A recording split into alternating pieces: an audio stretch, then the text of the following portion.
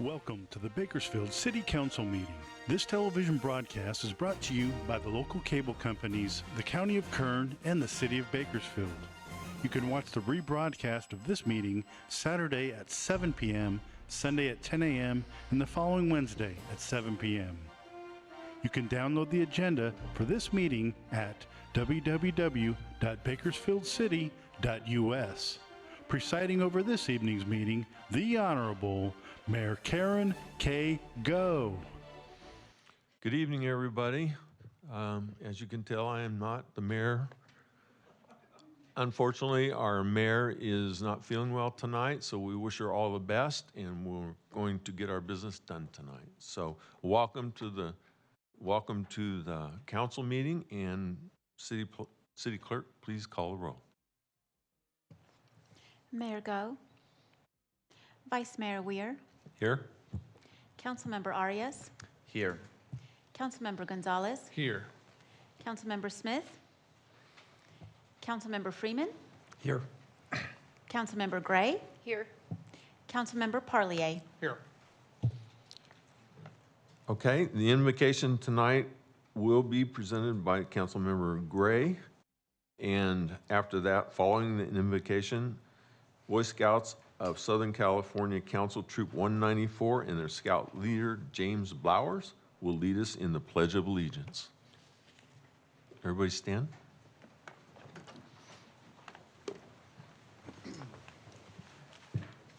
Good evening. We could bow our heads.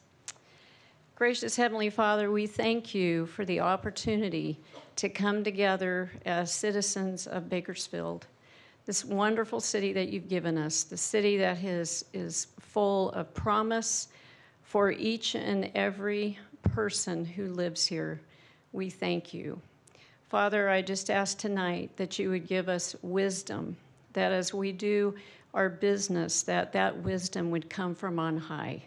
And we thank you, Lord, that you choose to partner with us, that we have not been left alone in this world, but you have chosen to partner with us. All we have to do is ask.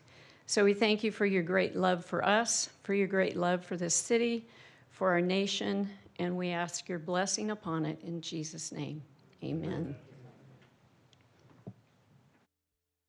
Boy Scouts.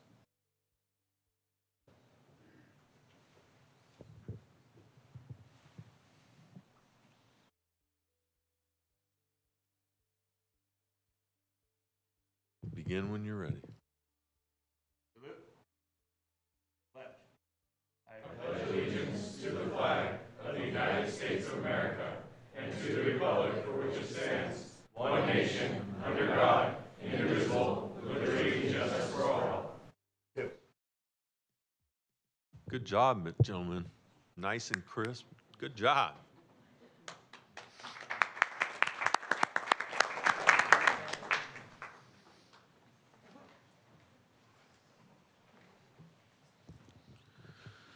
Here are a few guidelines to help our meeting run as smoothly as possible.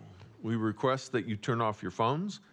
Please be courteous in the use of cameras and videos.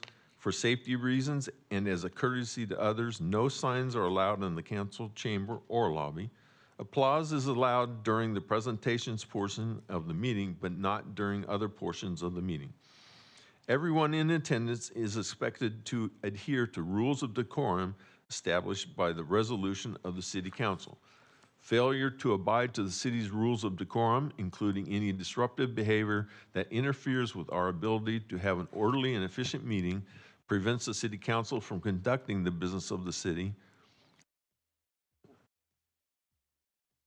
Okay. Consider this a first warning to everyone in attendance that conduct that disrupts this meeting may result in expulsion and/or the chamber being closed. Behavior that disrupts the meeting includes repetitive statements, going off topic, shouting, outbursts from the audience, surpassing the 2-minute time limit. Madam Clerk, next item, please. Presentations item 4A, proclamation to Dr. Olga Mayave, Chief Executive Officer for Clinica Sierra Vista, declaring Medical Assistance Recognition Week in Bakersfield during the week of October 19th, 2022.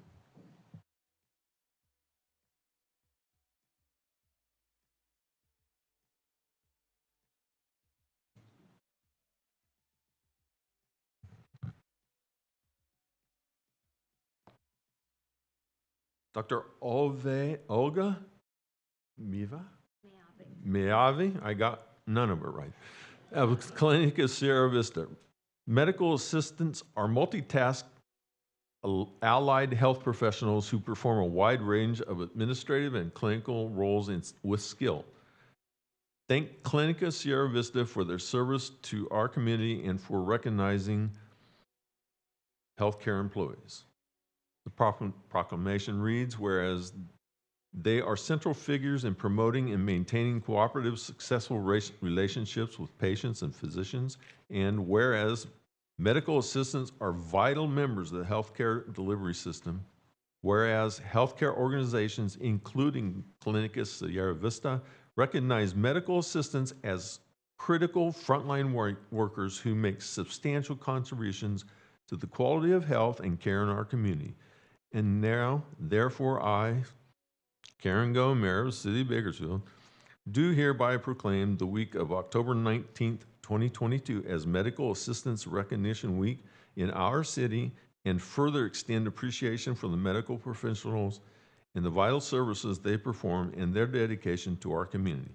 Dated this day, the 19th of October, 2022. I'd like to give some remarks. Hello, everyone. Olga Meave, Chief Executive Officer at Clinica Sierra Vista. Clinica Sierra Vista has been serving Kern County for over 50 years, and medical assistants are a vital part of our workforce. I cannot stress enough that we could not see the patients and care for them if it wasn't for our MAs. They establish a relationship with our patients. They help us with vitaling, reconciling medical history, gathering social history, really connecting with our patients when sometimes we, as clinicians, have limited time or opportunity. So on behalf of Clinica Sierra Vista and all of our staff, we want to recognize our over 160 MAs, and I want to take the opportunity to congratulate all MAs out there that serve our county, our city. Thank you. Thank you so much. Thank you so much.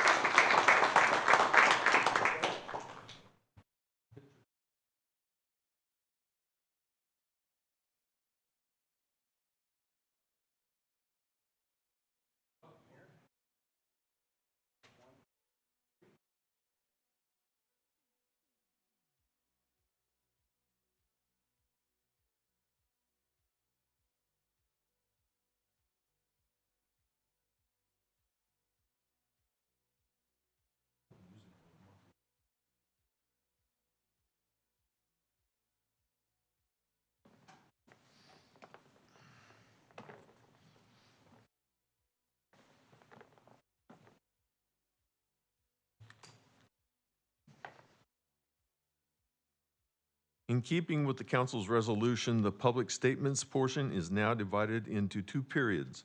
There is a period for items listed on the agenda the meeting agenda, and items not on the meeting agenda. Statements for items listed on tonight's agenda are given a 2-minute time limit, 20 minutes total per agenda item. The consent calendar as a whole constitutes one agenda item. Statements regarding items not listed on the agenda are given a 2-minute time limit with 20 minutes total. If you have written comments that are longer than your verbal statement, give them to the clerk, who will give copies to the council. If you're here to make a public statement, please fill out a speaker card and give it the completed card to the city clerk.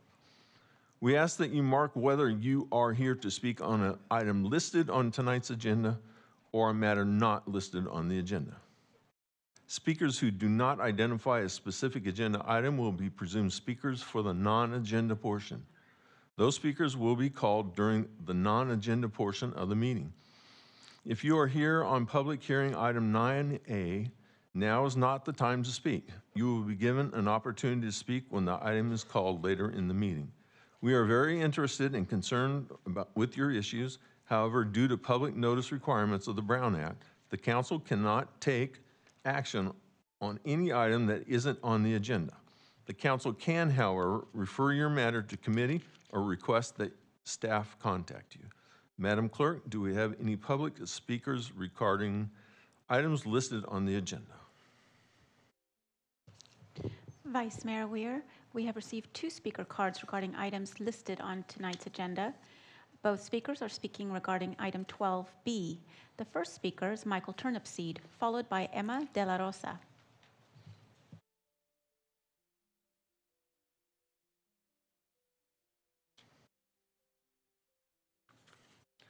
Welcome. Please proceed. Vice Mayor, members of the board, Michael Turnipseed, representing the Kern County Taxpayers Association. In your current budget year of 22-23, there is a limit of, the actual spending of about 50% of the ongoing, of Measure N monies on ongoing costs. The council agreed to an agreement that would actually raise that in future years to 65%. That was less than 6 months ago. And now we're back tonight saying to raise the ongoing cost list up to 70%. And really what that does is really takes away all of the big issue plans that you're talking about doing. In your economic development report, you talked about the game changers. I think there's 8 or 9 of them. How do you expect to fund your game changers if you're taking the resources away to fund the game changers? Really, realistically, when you look, 50% on 100 million is 50 million. 70% on 100 million is 70 million. 20 million, what's the city going to do with 20 million of ongoing costs? It's rumored in the streets that it's going to give everybody, which would add up, you have almost 2,000 employees, a $10,000 raise. That is not what Measure N was passed for. And we'll be here every meeting if that's what the city's plans are, trying to run this through the back door and get it through negotiations when nobody knows what's going on. We'll be watching. Thank you for your time. Thank you. Next. City Clerk, next. Emma De La Rosa. Welcome and proceed, please. Good evening, Emma De La Rosa with Leadership Council. So around the same lines as the comment that Mr. Turnipseed just raised, I have some questions that I hope can be discussed during the conversation today when considering this policy. Residents have raised that priority issues for Measure N investment include affordable housing development and anti-displacement housing programs, workforce development, and resources for improved quality of life for historically disinvested communities. So some of the questions that we hope can be discussed today include how will this policy impact those investments in these areas, given that ongoing costs would take the majority of the funds, of the revenue? How do you anticipate spending the ongoing costs among different departments or needs? And how does this align with the priorities and mandates of Measure N? Also, considering that it's a general sales tax that can be used for different uses throughout the city, how does that impact the fact that it's a general tax and not a special tax? Thank you. Thank you. City Clerk, do we have items that were not listed on the agenda? Vice Mayor Weir, we received 10 speaker cards regarding items not listed on tonight's agenda. The first speaker is Dr. Garesh Patel, followed by Kamal Iyer, and followed by Gitesh Patel, and followed by Anil Mehta.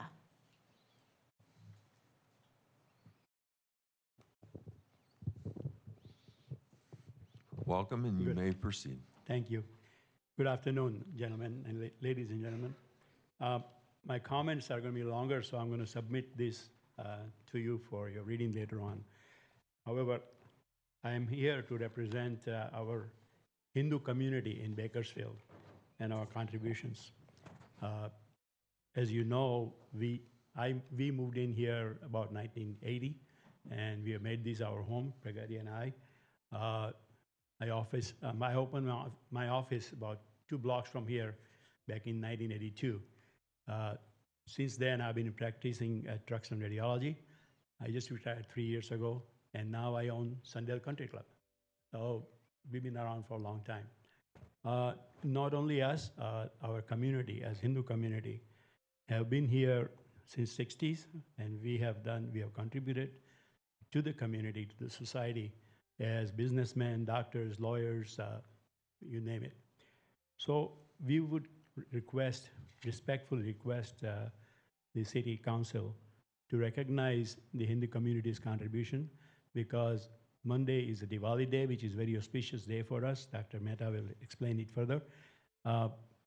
We have received proclamations and certificates from almost 30 or 40 cities in the country, because we have contributed all over the country. I have received certificate from Kevin McCarthy, and I really appreciate Mayor Gove for her certificate of recognition, which we will present on our puja on Sunday. So our request is, recognize the contributions of Hindu community to Bakersfield, and declare October as a Hindu Community Awareness Month. Thank you. Thank you.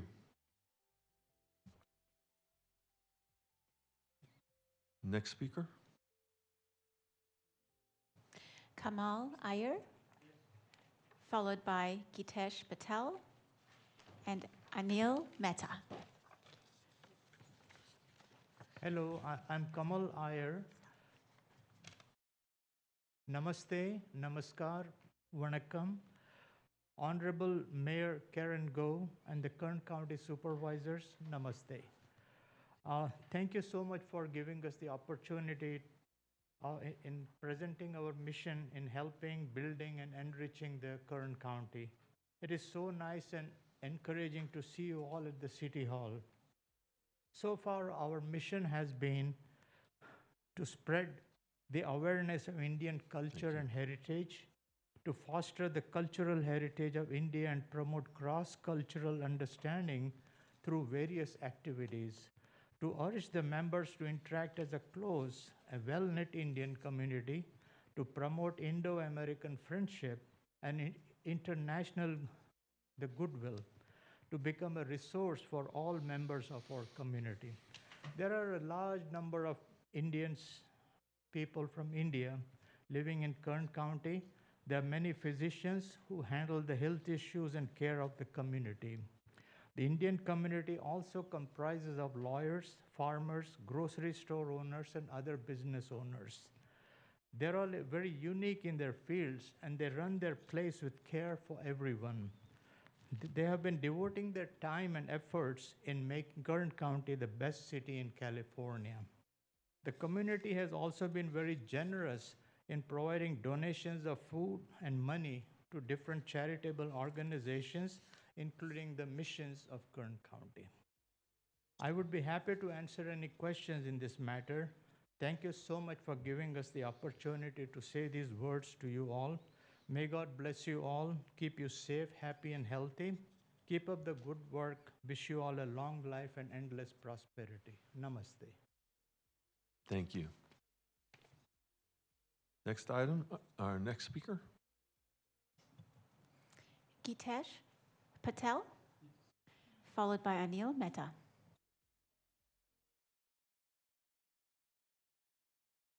Thank you for giving me the time, valuable time, all the council members and all the members of the staff for the city.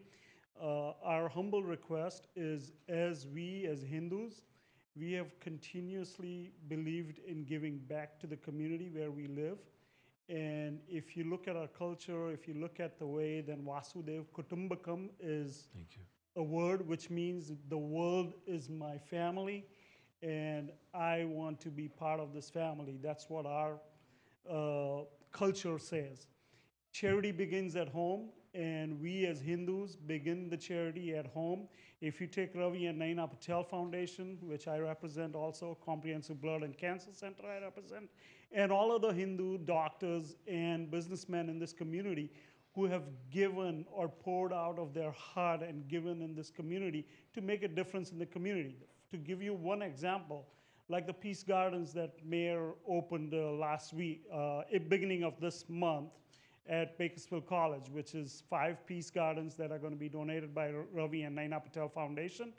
That is to spread peace in the children, in the students, which will carry on for generations and generations to come on.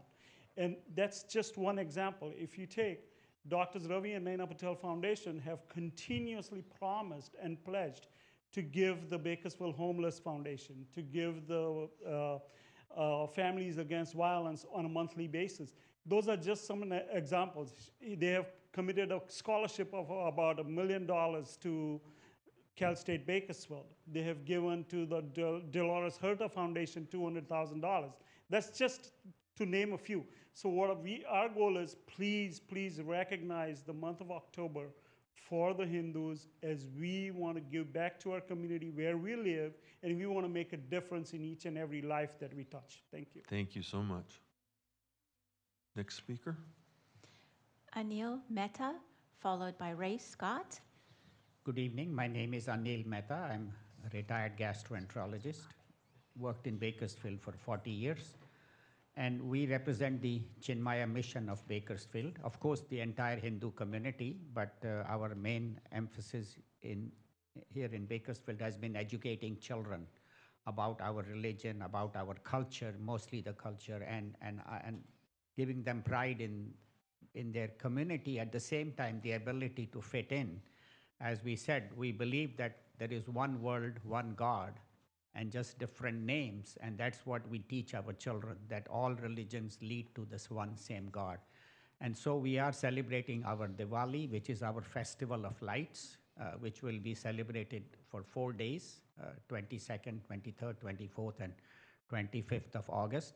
And we will be, that also is our New Year, and it's also our major festival for the year, where the communities get together, we celebrate, families get together. It's combination of Christmas and New Year together, and that is what we are celebrating. And at the Chinmaya Mission, we will be celebrating on October 23rd, 11 a.m. to 12:30 p.m. And you are welcome to join us around 12 o'clock or 11:45, and then we'll have lunch, and everybody is welcome. But our main request is, if the City Council could make October as the Hindu Awareness Month every year, because that is our major festival time when a lot of our festivals are celebrated. So that is our humble request to the council, and thank you all for giving us the opportunity to be here. Thank you, City Council members. Thank you. Thank you. Councilmember Gonzalez. Thank you, Vice Mayor Weir. I just want to thank all the members of the Hindu community, those who attended tonight, and to raise up this, I think, important action, and I'm hoping that we could work together in the future. Just for the benefit of the public, though, and perhaps Mr. Clegg, Ms. Gennaro, if you want to chime in, any action that the City Council must take must be agendized prior to council meeting, and so it is not the reality that we can actually take action tonight. Is that correct, Ms. Gennaro? Vice Mayor, Councilmember Gonzalez, you are correct. And I believe that again, the presentation of a month would be at the discretion of Mayor Go, and I believe that she has a written policy on that, sir. Okay, great. And that was my second question, that in fact, the proclamation of a day, week, or month is a function of the mayor's office. And so what I'd like to do tonight is ask Mr. Clegg to work with Mayor Go and explore that policy that she's established and see what we might be doing in future years. Thank you. Councilmember Freeman. Thank you. I'd like to add my support to Councilman Gonzalez's recommendation, but I'd also like to let the Hindu community know how much we do appreciate you. And the entire Indian community. We have a fabulous community here, I think probably the best in the country. And what I tell people who ask about Bakersfield and our different groups, and I always, this is true, I hold up your community as what we wish everybody were like, and gave as much back as you do, and say these are the models of the way we should all be. So believe me, you are appreciated, and I speak for many, many people. So I want to thank you for all the contributions you've made. you never ask for anything in return. You only give. And, and you're just, you know, you live by example, and that's what means something. You don't talk about it, you do it. And you're very humble, and I appreciate it, and I think the whole community does. So thank you for just being here. Okay, City Clerk, next speaker. Ray Scott, followed by Carol Lair, followed by Myrtle Lair.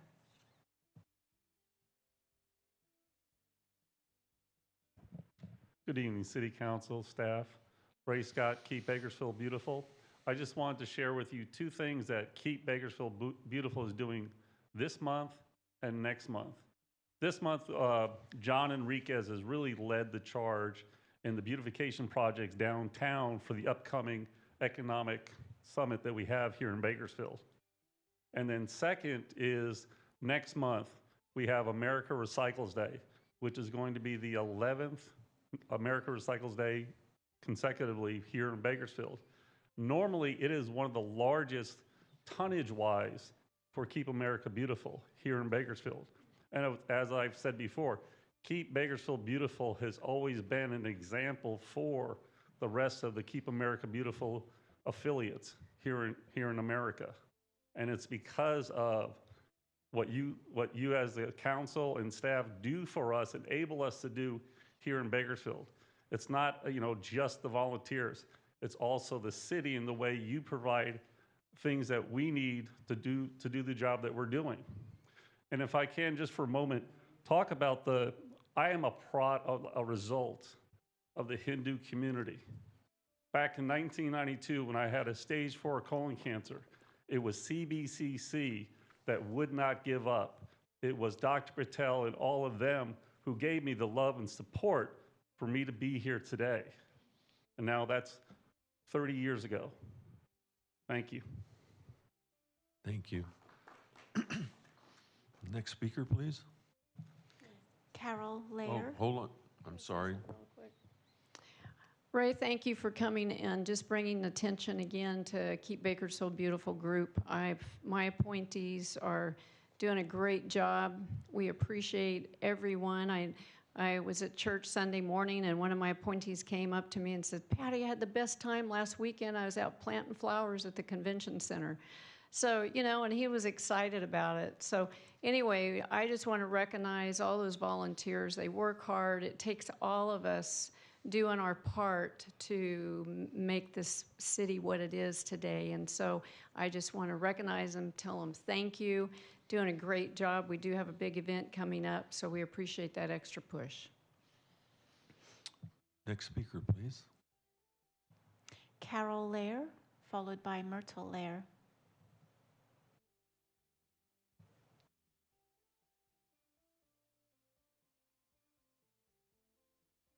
Good evening.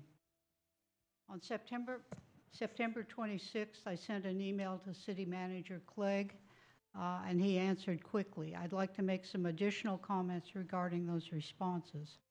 I was surprised to learn that Truxton Lakes and the lakes at Riverwalk were recharge basins, which could double as recreational areas for Bakersfield residents. To quote, "These lakes were never designed to hold water at all times. When drought and low water conditions existed, the priority was to use water for domestic use." I'm not sure that this was fully explained to the public up front.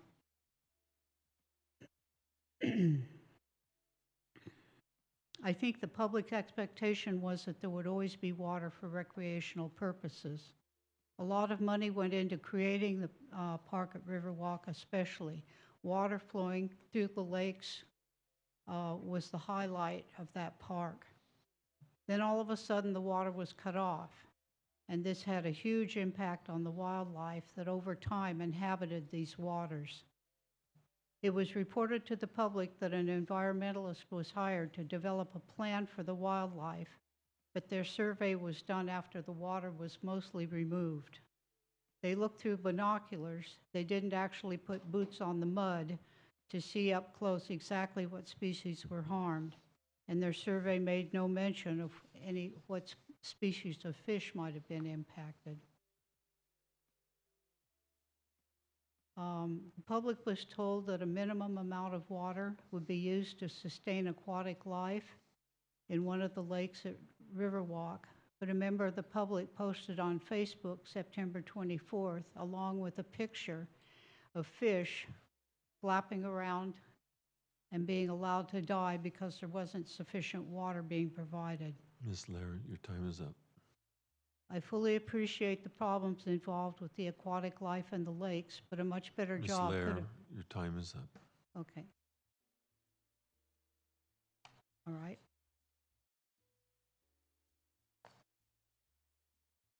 Next speaker, please. Okay. I'm here to speak on behalf of Myrtle Lair, and I will tell you up front that I have a personal interest in the red ear slider turtles that were at the lakes at Truxton and Riverwalk. I have an adult red-eared slider that we call Myrtle the turtle, and she lives in a pond in my backyard. She asked me to speak to you tonight on behalf of the turtles. Once the turtles were living with their people, but for whatever reason their people couldn't care for them and took them to the lakes. The turtle loved it there, lots of water, food, other turtles, and life was very good. But one day, without warning, the water began to disappear. It got lower and lower, and the sun was very hot. Finally, the water got so low, the turtles, as well as any other aquatic life, were doomed to a slow death. Please don't ever let this happen again. If some smart folks sat down and put their heads together, they could come up with a humane plan for the creatures that inhabit these lakes. Thank you. Thank you. Madam Clerk, next speaker, please. Eddie Lane, followed by Antje Lauer, followed by Michael Turnipseed.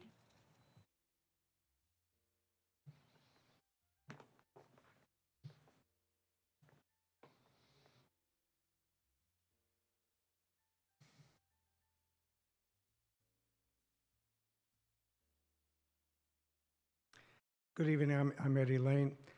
No one wants to see the city's Kern River Parkway lakes scraped of life and barren because of bulldozing and lack of water.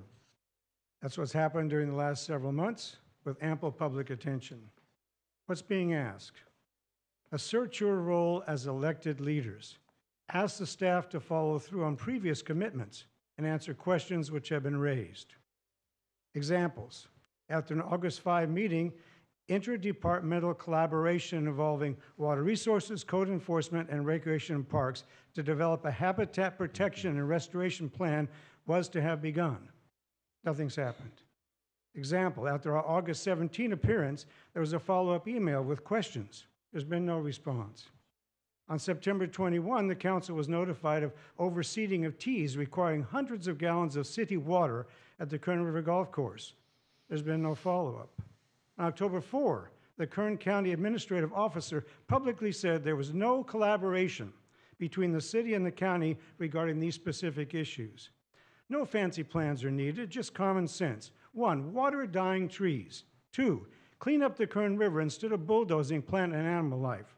3, require the Kern River Golf Course and Kern County adopt written water conservation plans, as recommended by the Bakersfield Californian 8 months ago, as well as pay the city for water based upon water metering, and share the city water with the city. 4, if greedy irrigation districts sue the county for water, sue them right back for the violation of the public trust. 5, pay attention to and respond to a forthcoming letter, it'll be sent soon, from Rich O'Neill. He's one of the co-founders of the Kern River Parkway 45 years ago. Assume leadership of city-owned Kern River water for all residents. These are quality of life issues. Thank you. Thank you. Next speaker, please. Antje Lauer, followed by Michael Turnipseed. Okay, good afternoon. So I'm a faculty member at California State University, Bakersfield. I'm Antje Lauer. I'm in the Department of Biology, and I'm also with the Sierra Club. And I am here also to speak a bit about the missing water conservation and water management plan from the city and county. But I also want to say something positive. Actually, CSUB has teamed up with the city of Bakersfield to actually obtain money from state and federal sources for restoration of the lower Kern River floodplain. And we have submitted a big proposal, and I have a letter of support from Mr. Anthony from Recreation and Parks Department, and it was submitted to the National Fish and Wildlife Foundation America the Beautiful Challenge. Somebody mentioned that before. So we have submitted this this summer for more than $300,000, so we will get a lot of money if we get funded. But however, this is very competitive, and we have the city of Bakersfield as a partner. But when we hear about all these water mismanagement, would you give water to us where we meet up and team up with the city of Bakersfield? Probably will not look so good. So we really definitely need better water management and conservation. And this was the first proposal that we submitted for funding, and I can give it to the... Do I have a copy?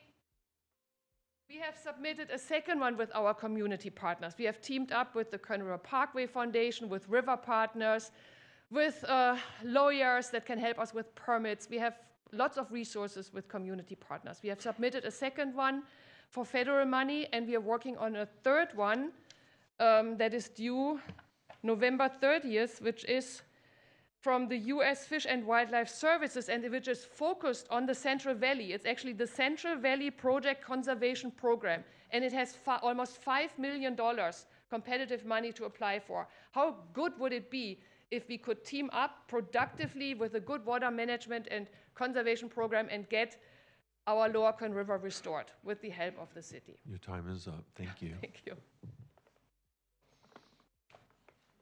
Madam City Clerk. Oh, we have one Michael more speaker. Turnipseed.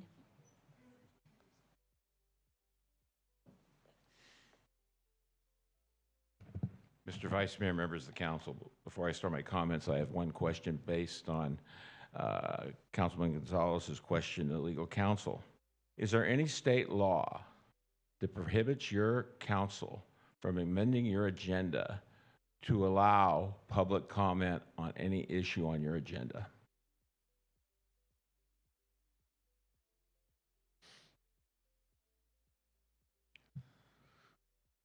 Are you okay, Vice Mayor, if I answer the question? Certainly. In order to take a vote, Mr. Turnipseed, it has to be on the agenda ahead of time, so that's what it would have to be. And my understanding is under the decorum, it would be the mayor that ultimately has the discretion in which to move things around. So the state law is the Brown Act, yes. I have been at several meetings where items don't get posted within the hour, and the council takes a vote to add actually action items to the agenda the day of the meeting. I've seen it happen in several districts and in the county. Additionally, I'm not asking for any action item. I'm asking for the public the ability to comment. And is there any legal restriction against your council allowing the public to talk on issues? Again, Vice Mayor, I really don't want to get into a debate here, but I believe I've answered the question. So your council doesn't want to hear input on important issues like number 10 or number 12 just because they weren't put on the agenda properly? Do you have something to speak? And 10 and 12, yes. Okay. I'll go into my non-issue now. Until you allow, I'm done. I talked about 12B, but I didn't talk about the other issues. I do have a non-agenda comment to make, which I will now make. If I am allowed to, I say I'm out of town. But I waited to get my question answered. Your time is now up. If that's the way it is, thank you. Okay. Madam City Clerk, next item, please. Vice Mayor Weir, I did want to announce that a staff memorandum was provided transmitting correspondence on this item as well. The next item is consent calendar items 7A through 7AD for approval. A staff memorandum was provided for item 7AC, transmitting the signed agreement. Okay, we have one speaker that I may have overlooked. Councilman Arias. Thank you, Vice Mayor. Actually, circling back to the individuals that came tonight to talk about the water issues, A couple of thoughts. I think that, actually, quick question. Do we send out a notice to the public when we are emptying or draining these recharge basins that also serve a dual function for recreation? Councilmember, through Vice Mayor and the council, we have not historically sent out notices to the community when water levels, and I would just clarify too, we don't typically drain these areas. It's just when water levels reach such a low level. These are principally recharge basins that receive water from storm water or from other surface water sources. And when they do get low, we have not been sending out notices. Okay, got it. I think that we should look into, as a staff, look into specifically those recharge basins that serve that dual function. We know that there are thousands of families that, use the bike trail, who walk along Truxton. We also know that there's thousands of families that use River Lakes, Riverwalk Park, that is, many of which might live in Ward 1. That is a staple in our community, and I think that, at the very least, that the public should know. And then I also wanted to check in to see where my referral was when it comes to those negotiations with the golf course in the county. Thank you, Councilmember. We have had conversations with the county. Our Water Resources Department has a series of actions that they're pursuing as relates to metering at the pump in Tumbing Lake, as well as what it would take to adjust language in our agreement with the county for the metering at the golf course.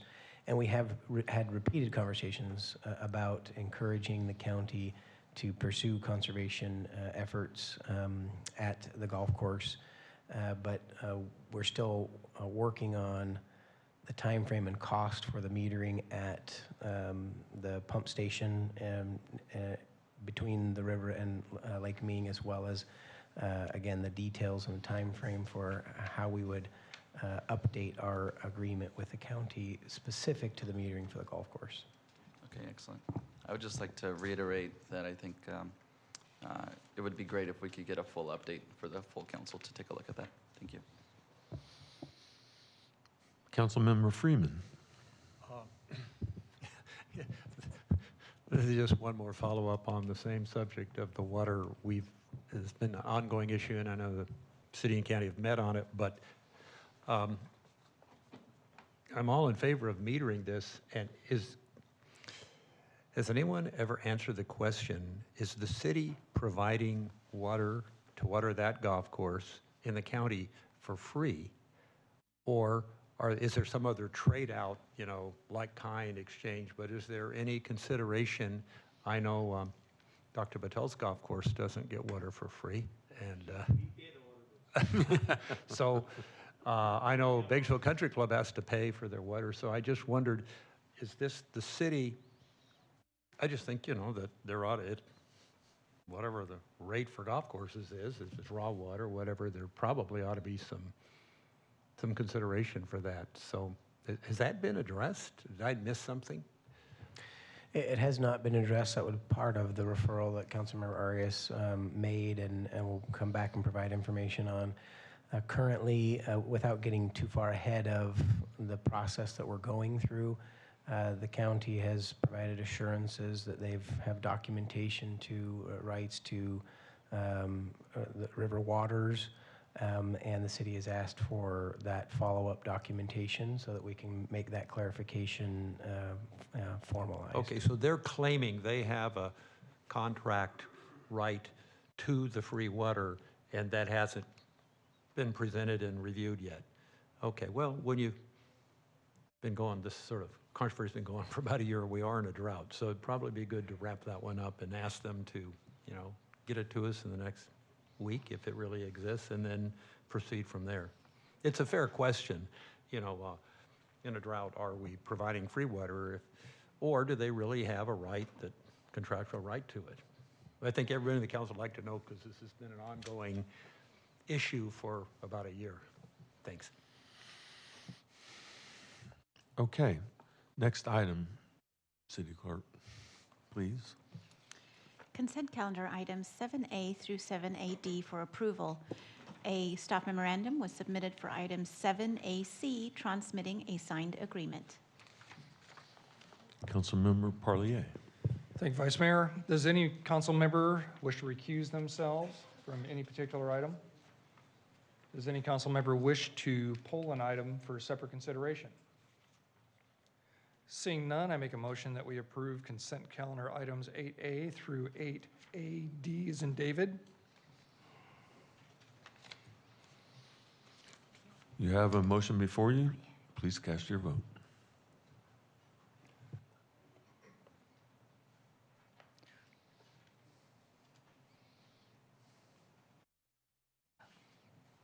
Motion is approved with Councilmember Smith absent. Next item, please. Hearings. Our next item is public hearings. Each side will be allowed 15 minutes. It's 15 minutes for all speakers per side, so it's important that you identify yourself and make your statement succinctly so others may speak. We will hear statements from those opposed to staff recommendation first. Then we will hear from those who would like to speak in favor of staff recommendation. If there is testimony on both sides, each side will be allowed a 5-minute rebuttal. There's a clock on the TV screens behind me, which indicates 15 minutes. Please step to the microphone, identify yourself. After 14 minutes, a yellow light will come on. At the end of 15 minutes, a red light will flash indicating your time is up. Quickly end your statement. You may ask questions during your statement, but they won't be addressed until the public hearing is closed. If you have written comments that are longer than your verbal statement, please give them to the clerk and she'll provide copies to the council. Please be courteous to others who wish to speak. Madam Clerk, please read the public hearing item. Public hearing item 9A, public hearing to consider an economic opportunity area incentive program for $250,000. Grant agreement with Strong Realty located at 828 East California Avenue with the Old Town Kern EOA. Councilmember Gonzalez, please. Oh, I'm sorry. The hearing is now open. Anybody wish to speak in favor? Okay. First of all, we have staff's comments. Thank you, Please. Vice Mayor. And thank you. I will get this before the night's over. Yeah, thank you, and thank you for filling in for Mayor. We do have a brief presentation on this topic, just as context for economic opportunity area grants that are larger in the dollar amount. It does require a public hearing. This is one of those cases.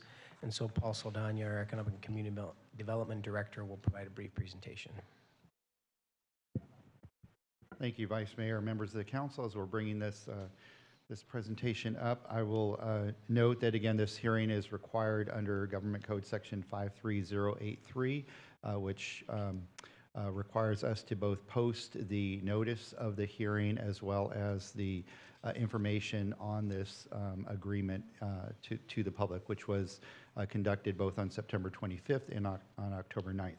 I will note that you do have a staff memorandum that is amending the agreement from the $250,000 that is posted on the agenda to $172,975.59.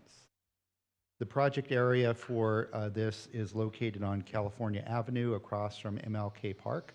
There are several properties that are subject to this agreement that will benefit from this investment.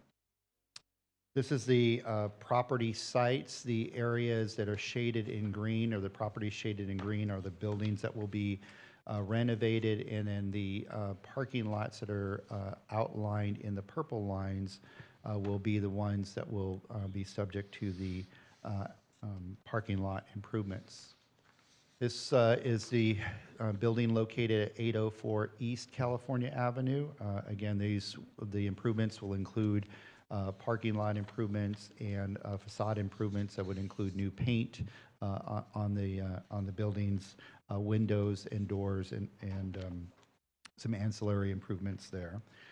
This is the suite of businesses located at 814 to 830 East California. The top view is the front view from California.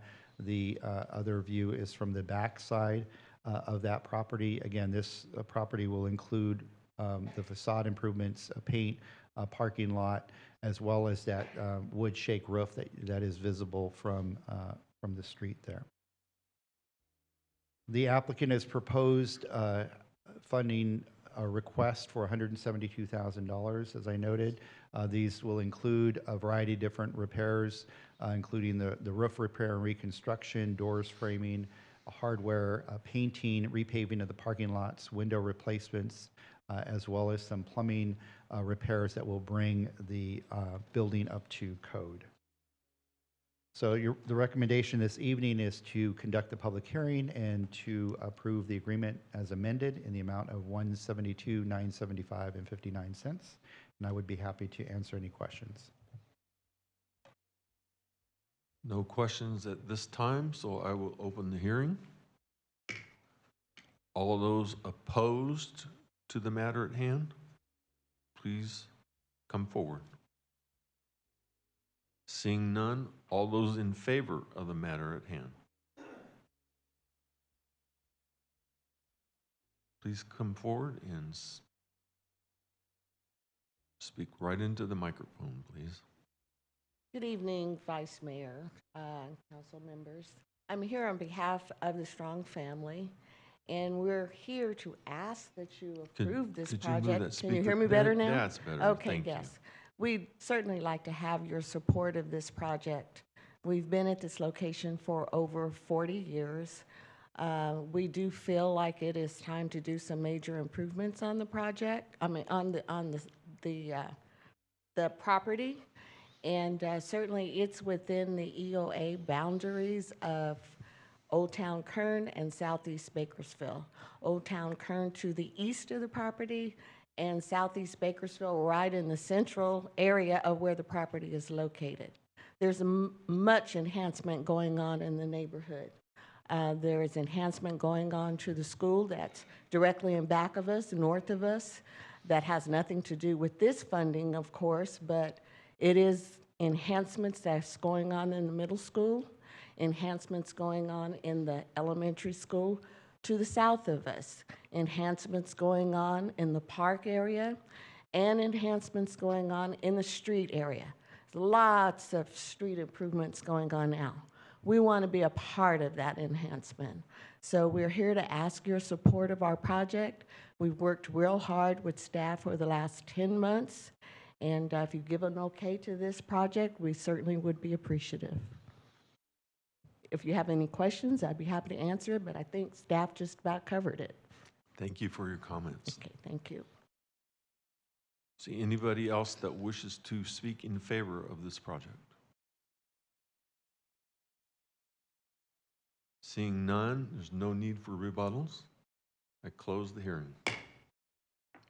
Councilmember Gonzalez. Thank you, Vice Mayor. I want to begin by thanking the applicant and the entire Strong family for their desire to upgrade this particular property. The speaker is correct. There are a number of efforts to revitalize the area maybe not as we speak, but certainly this week and in the last few weeks, there has been a major roads project improving California Avenue, something that we've been working and planning on for quite some time.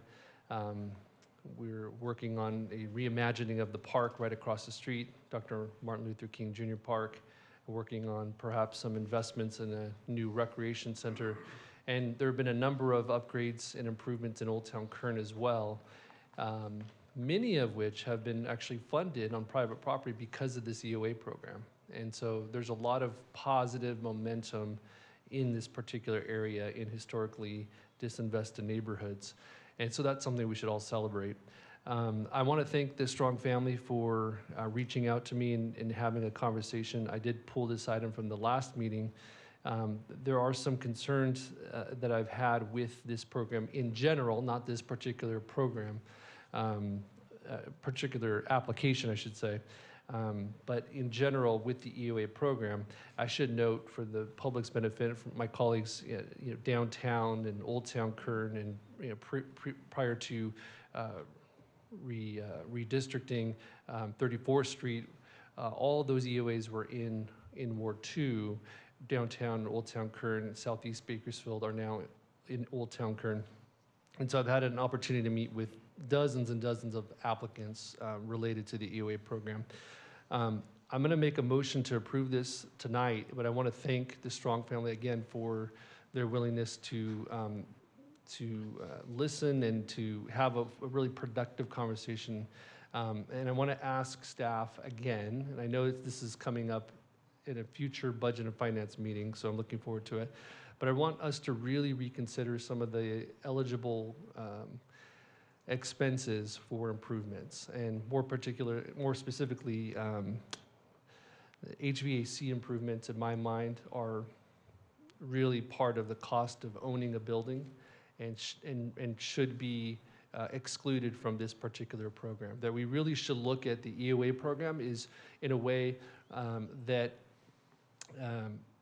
through a lens of enhancing the economic activity within an area, and how do we get a net benefit or a net gain from economic activity within the particular EOA, and really look through a critical lens of how each application meets that goal or gets us further along in terms of economic development.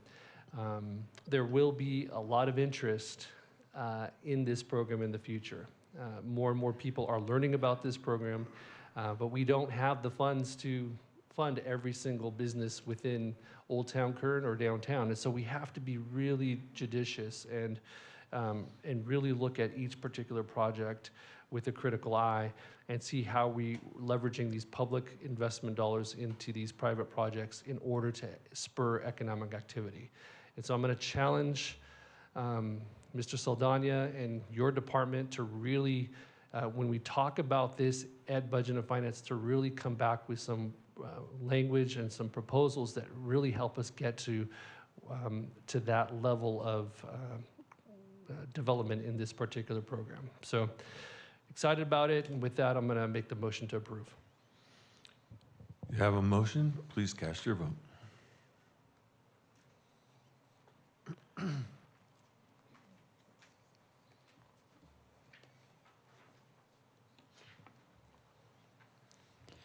Motion is approved with Councilmember Smith absent.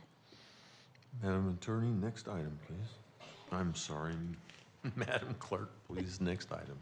Reports item 10A, update on City of Bakersfield efforts to ensure public safety. City Manager? Thank you, Vice Mayor and Council. We have two presentations tonight that are responsive to a request from Vice Mayor 2 meetings ago to address these really important topics. We recognize, as well as staff, that public safety and homelessness are the preeminent issues that we're trying to address in our community. And we've been working for quite some time on both of these topics. And you'll see, in particular in our next presentation, information that demonstrates progress over time, over the last 3 years, but in particular also to public safety. Of course, public safety has been a priority of this council for a very long time. Also, with the passage of the Public Safety Vital Services tax, we've invested in enhancements in public safety over the past 3 full budget cycles. And we've been working on concepts that help us get at our toughest issues around public safety over this last year. And this is a great opportunity to provide some updates on what some of those are, where we're at with them, as well as some ideas that will be new to council and the public, even though they may have been in the works at the staff level, but some ideas to share. City staff did not prepare a series of specific actions that we're requesting council adoption on like we would, in a regular new business or consent item. But we are seeking council feedback and direction in what items we spend our energy on and prioritize our resources in pursuing moving forward.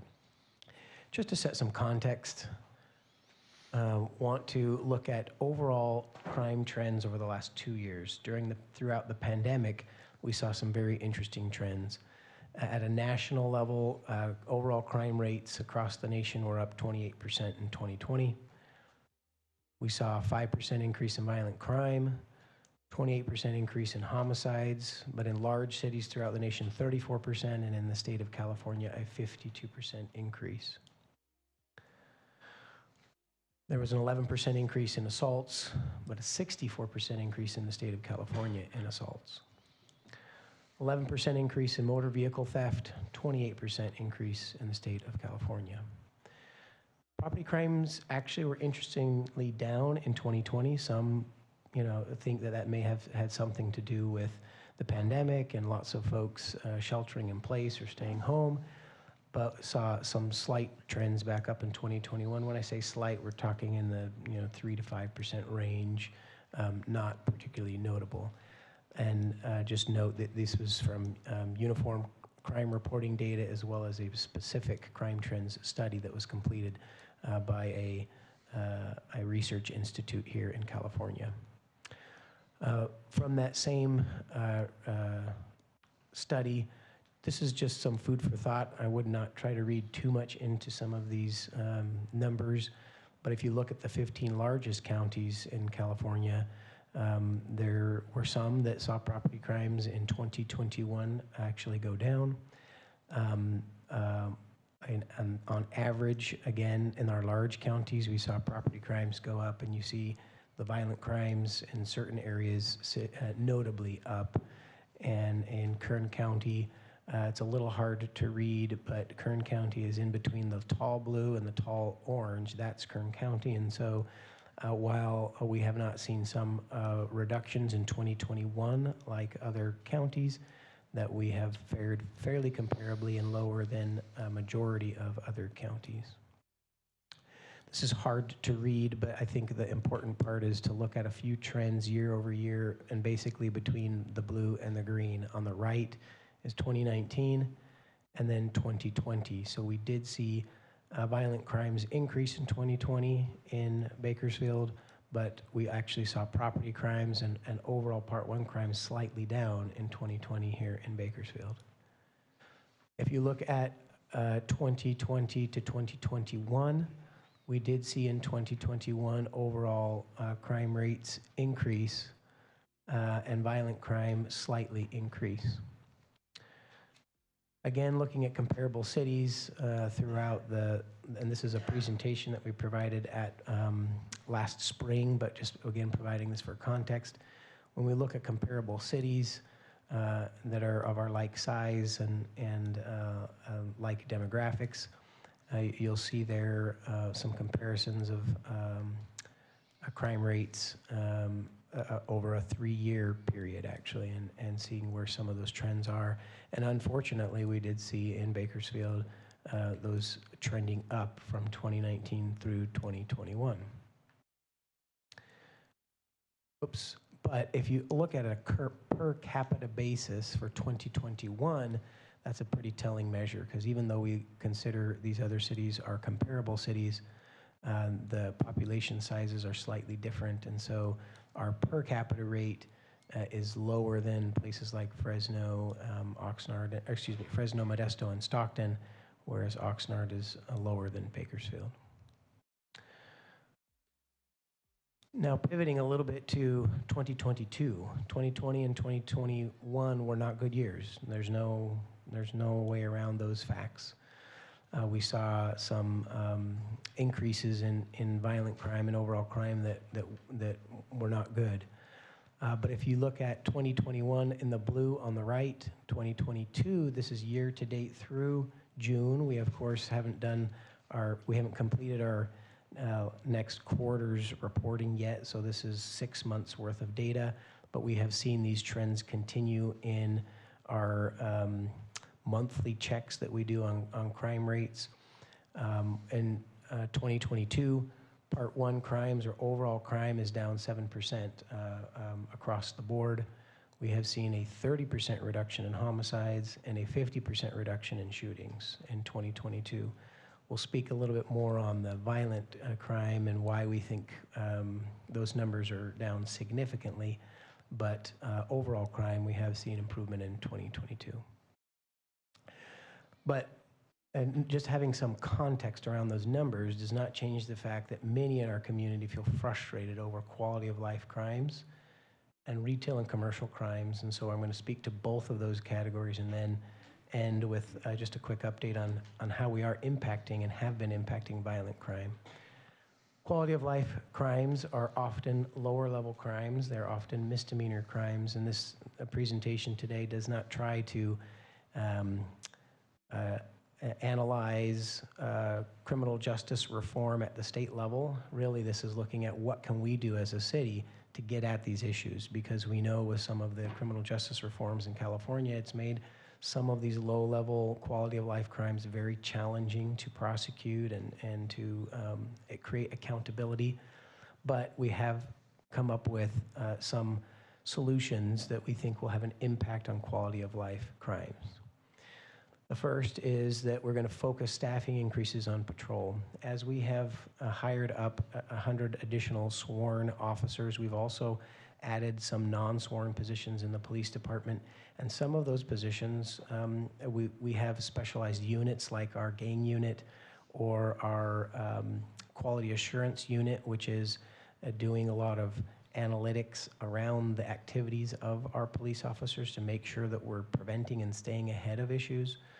And we've made some increases in prior years in those hires, but there's a conscious choice right now as cadets or recruits, finish our academy and finish their field training, that we're going to leave those positions in patrol as opposed to filling some of those more specialized or higher level roles, because we really need to have our patrol as fully staffed as possible, because even our officers on the streets are feeling this challenge around quality of life and just general accountability and lawfulness.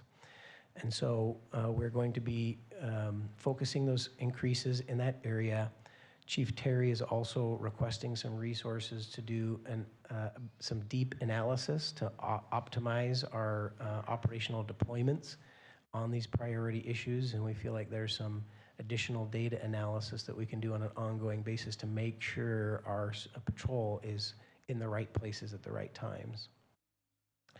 As well, we have, as your council knows, but for the benefit of the public, there is the expansion to our communications center contract with behavioral health to help us reduce the number of calls that need to go out to patrol and really focus patrol in the areas that they really need to be. Another big challenge that through the pandemic, the Bakersfield Police Department did not have the ability to book any misdemeanant offenders into our local jail. And again, this is not a judgment statement, it's just a fact that we were not able to book misdemeanants into our local jail. We have been in deep conversation with the Sheriff's Office about how do we begin again booking for those low-level offenses, even if the holds are not as lengthy as we might like for some of those lower-level offenses, because they do have significant quality of life impacts. At least it does disrupt the patterns of behavior for folks committing offenses and have some accountability, and so we're pursuing that. It may require that we have to assign some BPD personnel to help create that booking capacity. Our estimation as staff is that that is a worthwhile investment in that staff time to, again, start creating more of that accountability. Lastly, on that particular area is that We also know that there is a challenge with jail bed capacity. We have advocated alongside with our partners at the county for the state to remove state prisoners out of our local jail, and we've seen progress there. That's good news. That's freeing up some jail bed capacity. But also, there are jail beds at our local jail that cannot be filled because there's a challenge in hiring detention deputies at the county level. Again, not a value statement, just the reality as to why we are not able to fill more of those beds. And so we, as staff, propose in earnest working with the county to determine what would be most helpful in getting positions filled so that those jail beds can be made available to help us in particular with, again, quality of life crimes. Still within the category of quality of life, we feel like not every individual needs to spend a long time in jail, that there are ways to create diversion programs, and these have existed historically, but with the passage of some state reforms, these diversion programs were not as viable any longer. But we have determined that at the local level, we can have diversionary programs, but in order for folks to take the carrot, they need the stick, which is, again, those jail beds. If there's no potential accountability to have to spend some time in jail, many individuals opt not to participate in these diversionary programs. And so they are connected, but we think there's great opportunities in preserving those jail beds for those that really need them by creating partnerships with agencies that can have whether it is a drug treatment program or mental health support or other diversionary programs. And we have already had conversations with our district attorney and superior court judges that they're open to these types of programs if we can help facilitate getting them reestablished and having, again, that accountability possible to incentivize folks to participate in diversion programs. I would note, too, that we actually set aside $500,000 in our PSVS budget this year to help us get this type of program established. Another concept is what's called a diversion center, and these are used in some other communities. There's actually a growing trend for counties to create diversion centers that would be a physical location where you could hold a low-level offender court, and you could have individuals being held in custody at these locations. Typically, it's voluntary that they say, as opposed to going to a jail, I'll agree to go to this diversion center. It is a controlled facility, but it's not at the level of a jail, and again, can be a cost-effective and risk-appropriate to have some individuals in a diversion center until they can enter into a diversionary program as opposed to taking up a jail bed.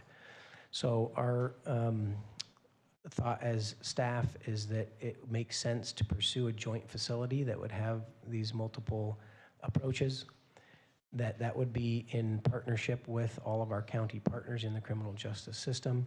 Initially, we may have to look at some existing facilities or some way to stand something up on an interim basis that may be more timely, because in the long term, it's a really large capital improvement project to pursue a brick and mortar facility of this size.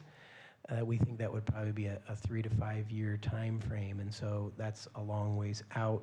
We would look at, are there interim options to create a location and partnership like this until we could identify a more permanent solution?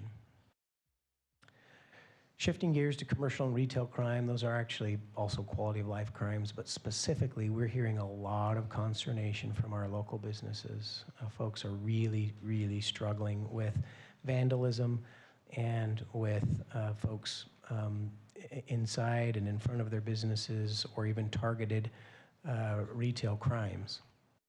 So the police department is proposing to, again, as we increase staffing in the patrol side from those patrol folks, create a 4th impact team. Today we have 3 impact teams that are largely working on priority issues around homelessness, but we would create a dedicated impact team for our commercial and retail partners. And that group, would be a resource if there are particular issues, if a business is being targeted or experiencing these challenges, they would have someone who could respond and help walk them through that, look at site hardening as well as are there any intervention, or even investigative follow-ups to try and address the challenges that they're facing, as well as have someone readily available to our commercial districts and local businesses to work on issues of commercial and retail crimes. Another answer that we feel like is both important in the short run as we continue to staff up in policing, but may be part of the resource mix that helps us to protect important areas and to create accountability even into the future, is the use of private security by contract. Currently, we have close to $500,000 security contract at council direction. It was initiated within the downtown core. At council direction, we expanded that outside of the downtown core, but it's spread thin. It doesn't allow us to do as much patrolling as we feel the community is looking for, as well as we think could be effective. We do think that this would have notable returns to create private security patrols focusing in our commercial areas. Many of our commercial areas, particularly at night when businesses close and folks go home, we're not seeing the same level of challenges in every residential neighborhood, but we're seeing a lot of folks experiencing this vandalism and burglaries in the evening hours.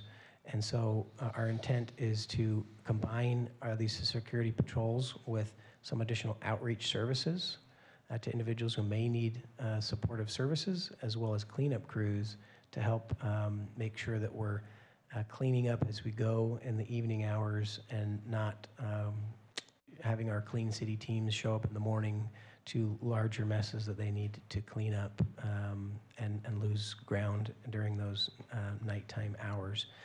I think that an investment that could be in the $1 million range to be above just the $500,000 that we have today is what would really take to create very concerted patrols throughout our commercial areas to get at this challenge. Shifting gears, just to again share with council where we are at with violent crime. We have initiated a specific gun violence intervention program. It's based on best practices. We received a $1.5 million state grant to get at this a couple years ago. We've received another $3 million grant to continue that work and expand it and to actually do some school intervention programs at this point. We work with several community-based organizations. We've shifted and changed how we have targeted enforcement specific to those individuals that are at the heart of gun violence. And in my professional opinion, that is what's driving our 30% and 50% reductions in the slide that we saw earlier, is the dual efforts between our prevention and intervention specialists out in the community and our targeted enforcement efforts from law enforcement. I would just note again that this budget includes $500,000 in PSVS to look at other prevention programs that can help us stay ahead of the gun violence challenges, and currently staff are researching what are best practices that have been used in other communities that have shown a good return on investment, and we'll come back to council with recommendations for how to deploy those funds with a few programs that get at some of the root causes to vulnerabilities towards violence. And I had forgotten, and this slide also is included, we do have $2 million from ARPA that has been committed to this community violence intervention and gun violence intervention. Initially, that was in part intended to continue supporting our CalVIP programs in out years, because these grants are going to run out, and so some of the funds will be available for that, but then also for additional best practice prevention programs. It's worth noting for council and for the community as well that we're also pursuing some other efforts that we think will have an impact. We know folks feel frustrated when they have a long wait on a 911 call. And so we're building out tools that improve constituent communications, specifically those that are making non-emergency or 911 emergency calls. We have our community relations unit has staffed up. We have a new technology that is called Spider Tech, where individuals who make reports can opt to receive a call back as soon as someone is available, as well as they can receive either emails or text messages giving them updates about where they're at in a queue, or if they've made a criminal report or a burglary report. It lets them know when that a detective has been assigned to a case and key milestones along the way, so at least they know something's happening with their report or with their case, and they're not just left waiting until they hear a final determination. We're leveraging technology to help us in that communication where it's pretty labor intensive if it was all by phone and initial contacts. And then lastly, we actually included in this year's budget a communications coordinator to support that community relations unit, and they're going to be pushing out a lot more proactive information to the community about the things that we're working on and collecting back feedback from those communications. Lastly, policy advocacy, even though we know it's an uphill climb, we're pushing really hard with a fairly broad coalition. This is actually includes partners from many cities throughout the state, and it's a bipartisan effort to really explain the on-the-ground experiences that cities are facing. And so we have mayors and police chiefs from a wide diversity of cities all communicating consistently that on the ground, these quality of life crimes and the accountability is not there. And I guess my tendency is to be diplomatic, but I'll just state that it feels in our advocacy efforts as if those that are in the state legislature and higher office, that they're not feeling that same impetus that's coming from our community members on the ground. And so we want to continue to share that message from a very broad coalition that these repeated quality of life crimes that have very little accountability are creating really big challenges for cities. And so this is our update on what's coming forward around public safety. Again, happy to answer questions from council, provide more details in some areas, and if there is specific, feedback, if council members want to say that a diversion center or private security is something I'm not interested in, or that is something we definitely want to pursue, we have teed this item up in a way that we can receive council direction to further pursue and come back to council with proposals that bring those to real life. And with that, I'll take any questions. Okay, Councilmember Parlier. Thank you, Vice Mayor. Can we go back to the slide where it showed Fresno and statistics versus Bakersfield?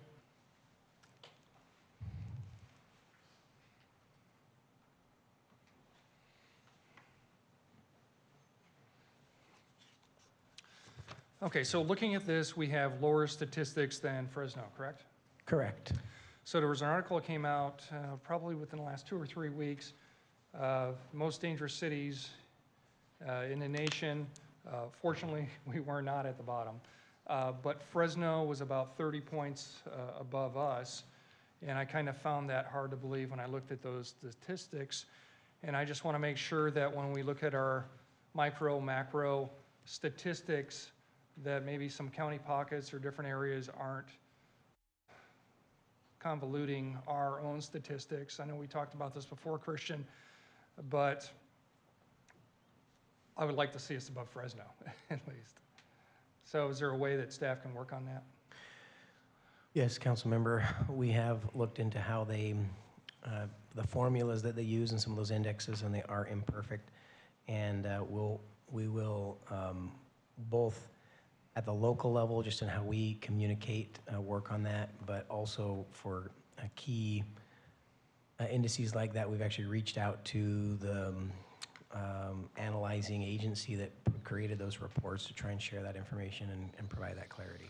A while back, I asked for us to kind of reach out to our local partners and state partners to request some California DOJ resources. Where are we at with that?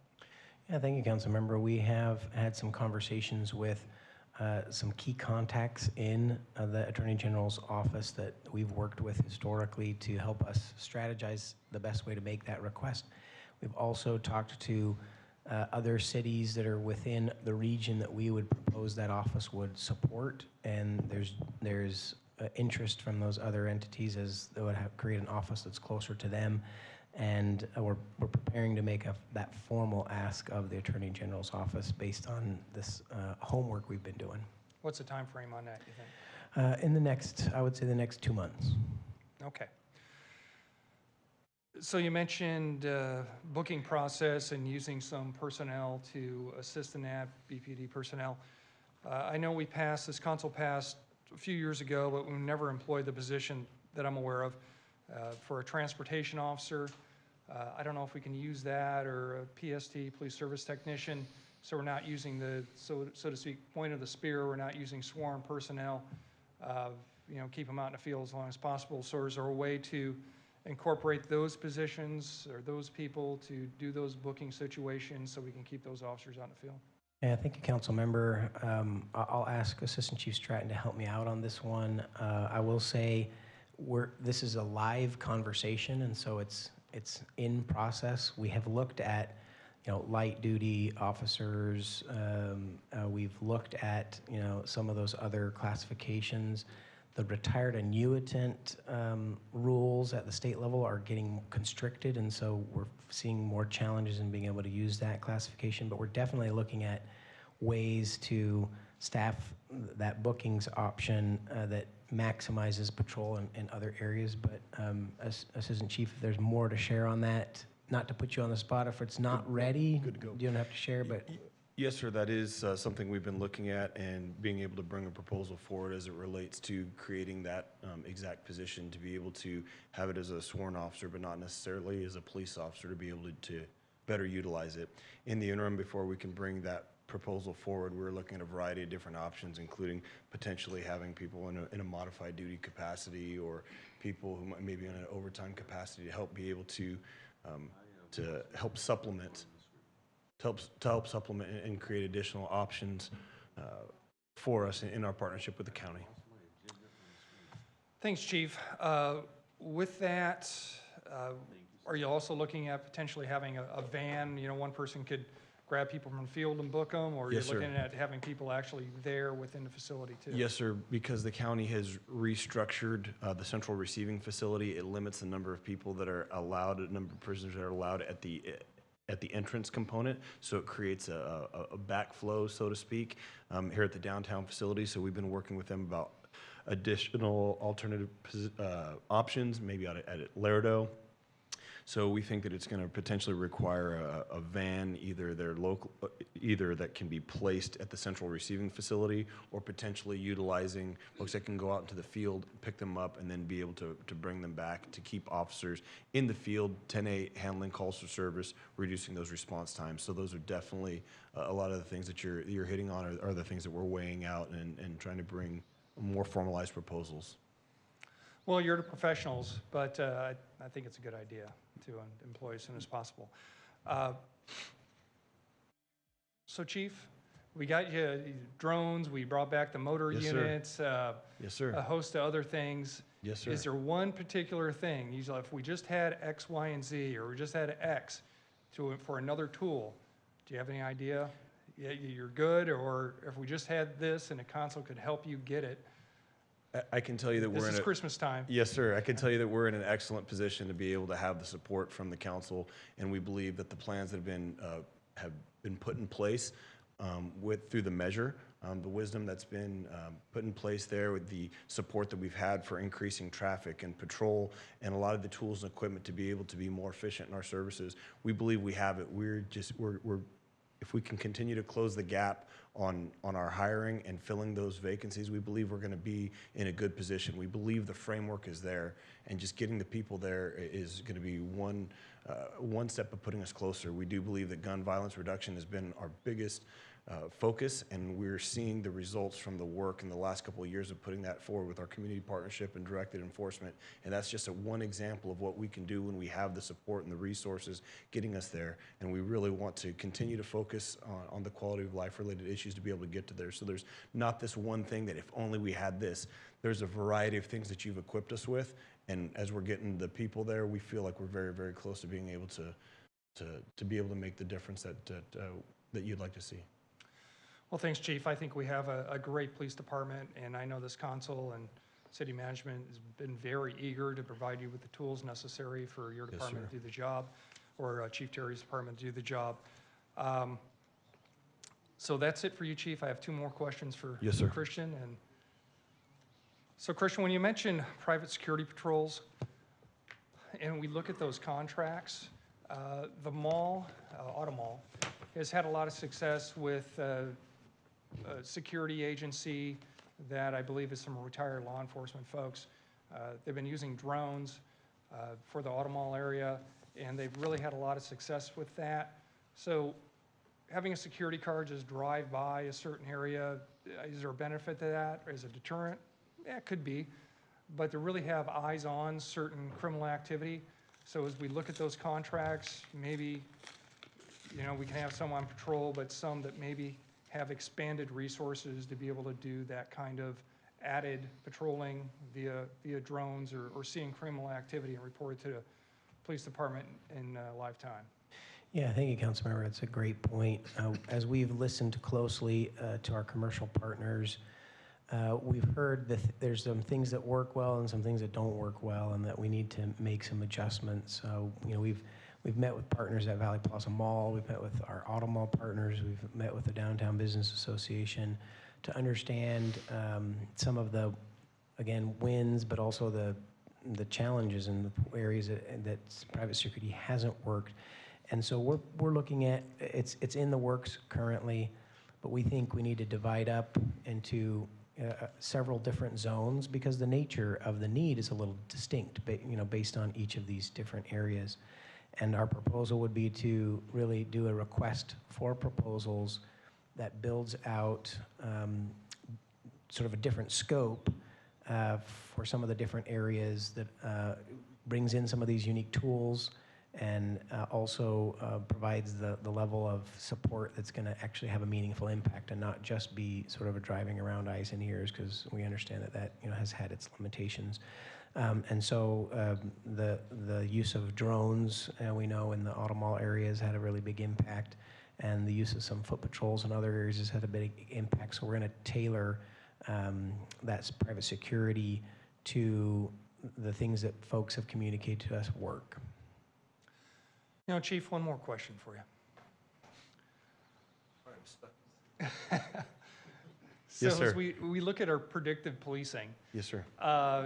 do you take into account, as far as what you're doing, what security's doing, so we have a broad, holistic umbrella approach to, all pieces are connecting? Yes, sir. And the Auto Mall example is an excellent example. We keep a very close working relationship with the group that's been retained there, and being able to share information from a patrol capacity. Our detectives have been working with them in a variety of different areas. We've been sharing information back and forth of the things that they see, the things that we're seeing. We've done some joint operations together.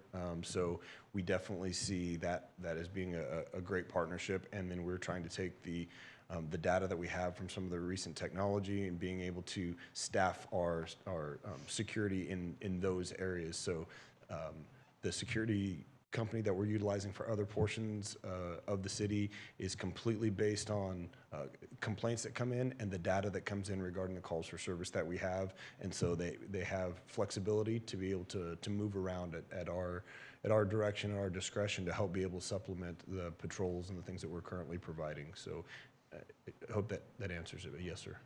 Great, Chief. I appreciate the synergy that you're doing. So Yes, sir. Thank you. Last question, Christian.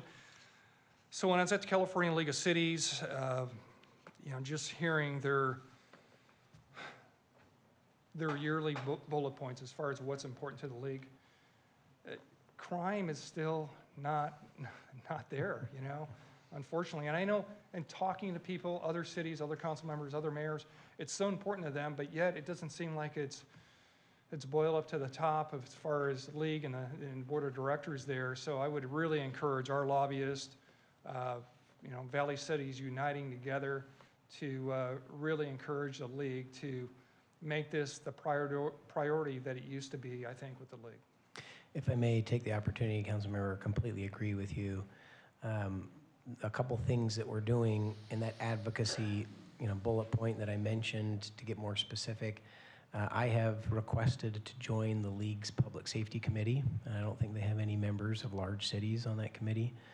Typically, large city executives aren't that participatory in those committees, but I feel like that's a need and a priority, and so I've asked to participate there.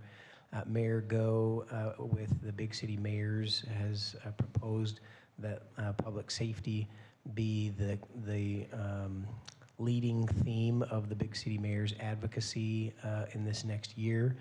And our, with Anthony Valdez in my office and our legislative and lobbyist efforts, we want to capitalize off of that push from big city mayors and more engagement with the league to really drive that as the biggest theme that we hear from all of our partners too is around this, and make a big push on that in this coming year, even in legislative session.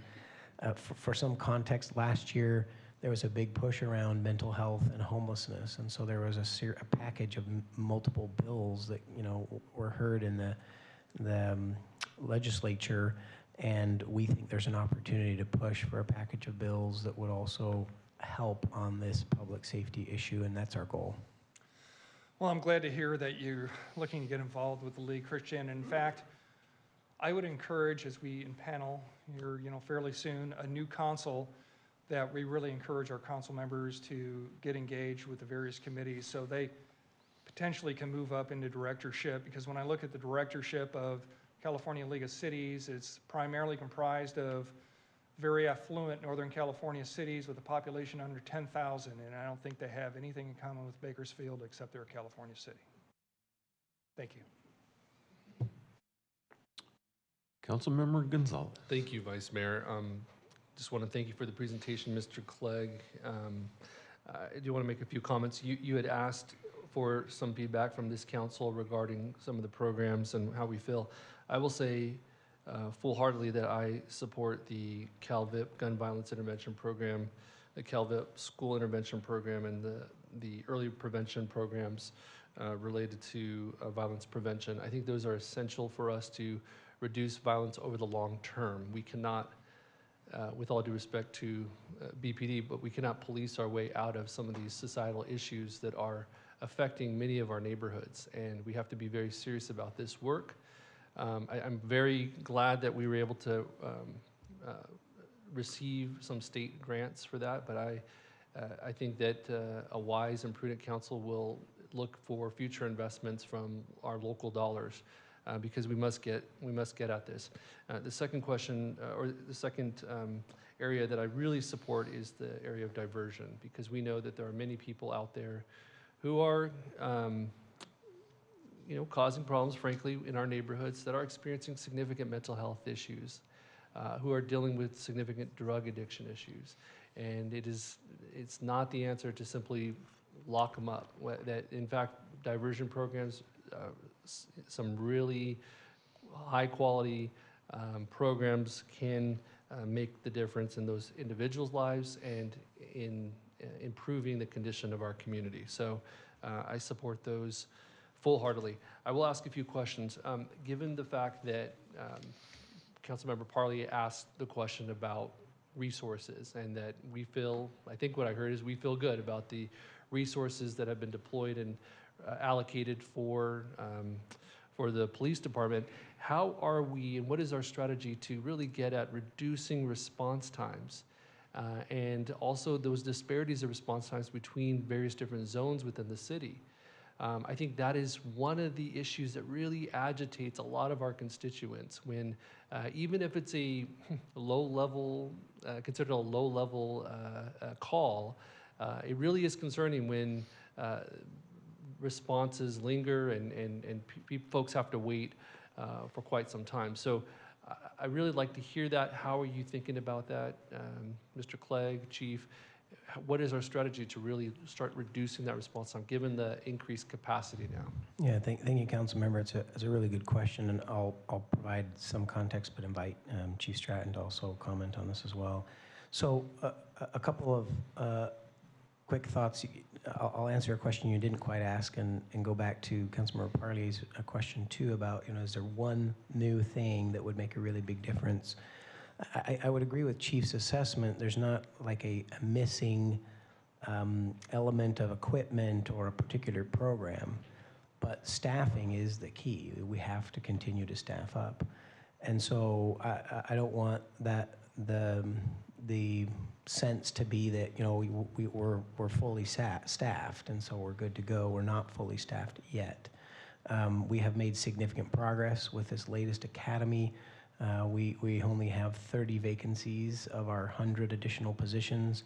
As a reminder, we started below that 100. We had 20 vacancies on the books even when that 100 was approved. And so we've seen a net gain of 90 new officers, but 70 towards the 100 total officers with this latest academy. But we have, it's multiple in the academy. We still have many officers in field training, and so we're not at full capacity. I believe that once we're at full capacity, we'll have the ability to make an impact on response times. I would note for the council, though, that 100 also was, it was a good number, but it wasn't necessarily the be-all, end-all, and we may come back in the next budget cycle and say, because of whether it's the Department of Justice, agreement, or, some of our efforts to get at these quality of life crimes, we could look at that and say we want to actually see some additional increase there. So I don't also want there to be the impression that if we just get to that 100, then everything's going to be fine. Now, let me turn back to your more specific question, and I will note, just for the record and transparency, our response times have not gone down significantly. There's some that were slightly down, some slightly up, and so across the board, they're pretty much flat, our response times. I do think the increased staffing, as we're getting these new academies and new field training officers on board, will have an impact there. But also what I mentioned, that optimization of our sworn personnel, we need to take a hard look at how we're deploying, and so I'll defer to Chief Stratton to speak to that. And then lastly, as we continue to find ways to have differential responses to these non-emergency calls or these 911 calls, if we're able to have many of those calls go to our behavioral health support that's in our telecommunications center, that many more calls that get cleared and don't have to get sent out to patrol. And so we're looking really hard at what calls do PD really need to respond to, and are there other ways to address some calls that aren't a priority. But I'll let Chief speak to any other points that make sense on the response time. Thank you. Yes, sir. The first key that we believe is the staffing component, being able to have additional capacity to be able to respond. I want to leave the council and the citizens that we serve with the confidence, however, that I understand that at least what I understood your question to be is regarding some of the quality of life related issues. I would like to leave confidence, though, that as it relates to true life or death priority one calls for service, your Bakersfield Police Department holds an excellent response time at anywhere within our 162 square miles, and that if there is a life or death emergency, you are going to have a Bakersfield police officer there in a matter of moments, and that has not changed. As a matter of fact, we see improvement in those areas.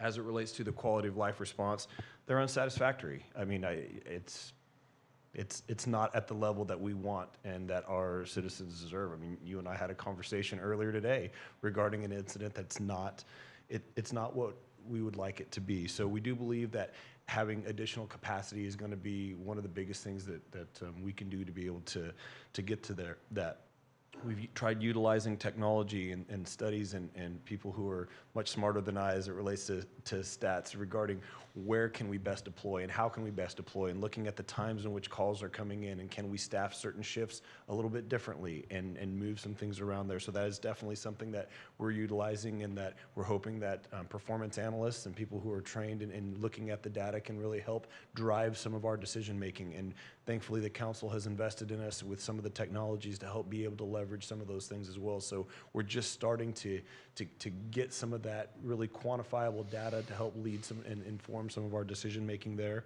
And we do believe that we're making great strides in that regard. I do believe that, as City Manager Clegg said, figuring out this mental health response would really be a huge component to it. That is the most frequent call for service that we respond to. And we believe that the Bakersfield Police Department is not the best agency to be responding to mental health issues. We go because, quite frankly, there's nobody else to go. The call that we were talking about today, we're going to go, but the Bakersfield Police Department is probably not the best agency to be handling some of those issues. So as we've had this partnership with Kern Behavioral Health, having mental health clinicians in the comm center has been able to divert a large number of those calls that are coming in. We have been investing in and working on co-response models with mental health, and so having officers there in a co-response model, we think that's going to be an excellent way to drive down some of these calls for service. But these calls are only increasing as it relates to calls for service regarding mental health. And if we can figure out a little bit of that equation and then utilize our officers to be focusing on the commercial thefts, to support our businesses, the quality of life related crimes, and continuing to focus on our highest priority gun violence related crimes, I think we're going to, that's really the answer of where we'd like to be. So I don't have the answer to the mental health component to it, but putting our heads together in something like that and creating some additional capacity, I think could really be a strong benefit to the citizens of Bakersfield, and we could see a quantifiable decrease in some of our response times. Okay, I appreciate that response, because I do think that staffing is the issue or a issue, but I also think that it is wise and really important for the department to really reanalyze how we're deploying officers and taking a harder look on that. So that is really, for me at least, that's really pleasing to hear that you're taking that step forward, and I hope to see further results. But please know that I assume responsibility as well for this, and so I want to partner with BPD, and I'm sure my colleagues do too. We want to figure this out along with you. How can we reduce response times for all priority calls in the city? Because even though it may be a priority 3 call, that is priority 1 for that caller, and that is important for that individual. And so we have to continue to press and figure this out. So I appreciate that response. The other thing related to that is the comm center. I had a chance to actually do a listen along a few months back and spend an evening there and learned quite a lot. We had conversations in the past of how to improve capacity there in the comm center. Just wanted to get an update on where we are. I'm sorry, Councilmember, if you could clarify, what capacity were you referencing? So we looked at perhaps some additional technology for the comm center. Also, there was a question related to staffing, and I just wanted to get a sense of where we were in improving that. Yeah, thank you. So yeah, at the staffing level, in this last budget cycle, we did take a look at a couple of additional positions, both on the PD side and the fire side, and those recruitments are in process. They're actually fairly demanding, and so it's a lengthy recruitment process. But I know there's actually been folks in interviews just in this last few weeks. On the technology side, we did hear that coming out of the Safe Neighborhoods visit, Safe Neighborhoods Committee visit to our communication center.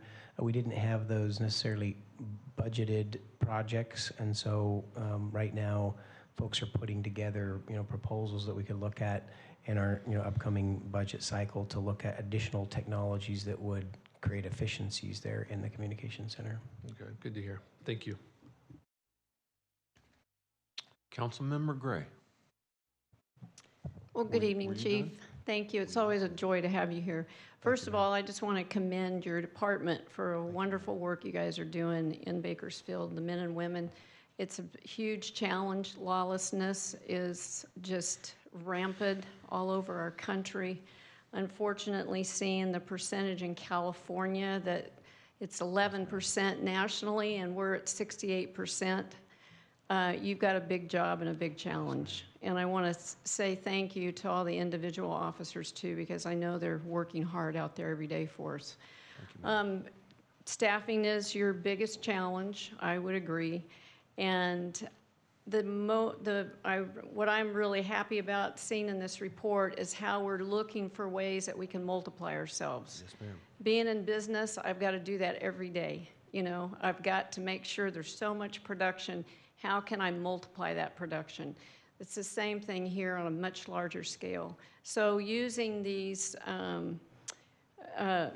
private security patrols, I think, Mr. Clegg, is extremely important that we're not tying our trained officers up with just driving around places where we could have security patrols. So that I'm really happy to see that in this report. And then the other thing, partnering with Kern Behavioral Health, I don't think the public is fully aware of those clinicians that we've got at the 911 center. I think we have 3 now, is that correct? Yes, ma'am. We have budgeted, thankfully, the council supported that, and we have 3 that are budgeted. They've only been able to give us the 1 so far. They're also, as they're increasing their capacity and working on hiring, finding people, hiring people that are trained to be able to then give to us, and I've made them promise to only give me their best and to not that's shift right. it. So they and you know, Stacy Kuwahara has been an excellent partner for us in that regard. So at the moment we have 1, but there are 2 more on their way. That's wonderful news, and I think when you see the other 2 show up, it's going to make a huge difference for your officers out in the field. Yes, so ma'am. I think the city has done a good job of thinking outside of the box on that. And the other thing, too, is that I think the public, again, needs to be aware of is our intervention program, where when there is a shooting, that you all are sending out Kern Behavioral Health again, right? Christian, or is that who? Correct me. We have actually, we work with 4 community-based organizations. Okay. Excuse me, that do immediate responses to individuals who've experienced gun violence, and we have 3 of those that are receiving funding from the city through the CalVIP grant, but we actually also work with Garden Pathways, who does not receive any funding from the city, who works in our local hospital. They have a contract with Kern Medical to go into our local hospitals to make sure we're preventing retaliation and working with those that have experienced gun violence as quick as possible. Right, that's what I wanted to get at. So that was music to my ears when I found that out. So anyway, good job. Thank you so much for being here to help tonight. Thank you for your support. Okay, seeing no other speakers, I believe a motion to receive and file is in order. Motion to receive and file, Vice Mayor.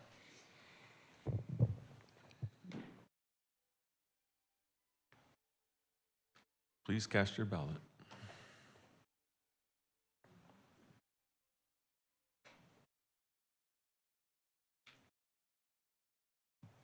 Motion is approved with Councilmember Smith absent. Next item, Madam City Attorney, good Lord, Madam City Clerk. Reports item 10B, update on City of Bakersfield efforts to address the homelessness crisis. Well, Christian, if you haven't lost your voice yet, you're about to. Indeed.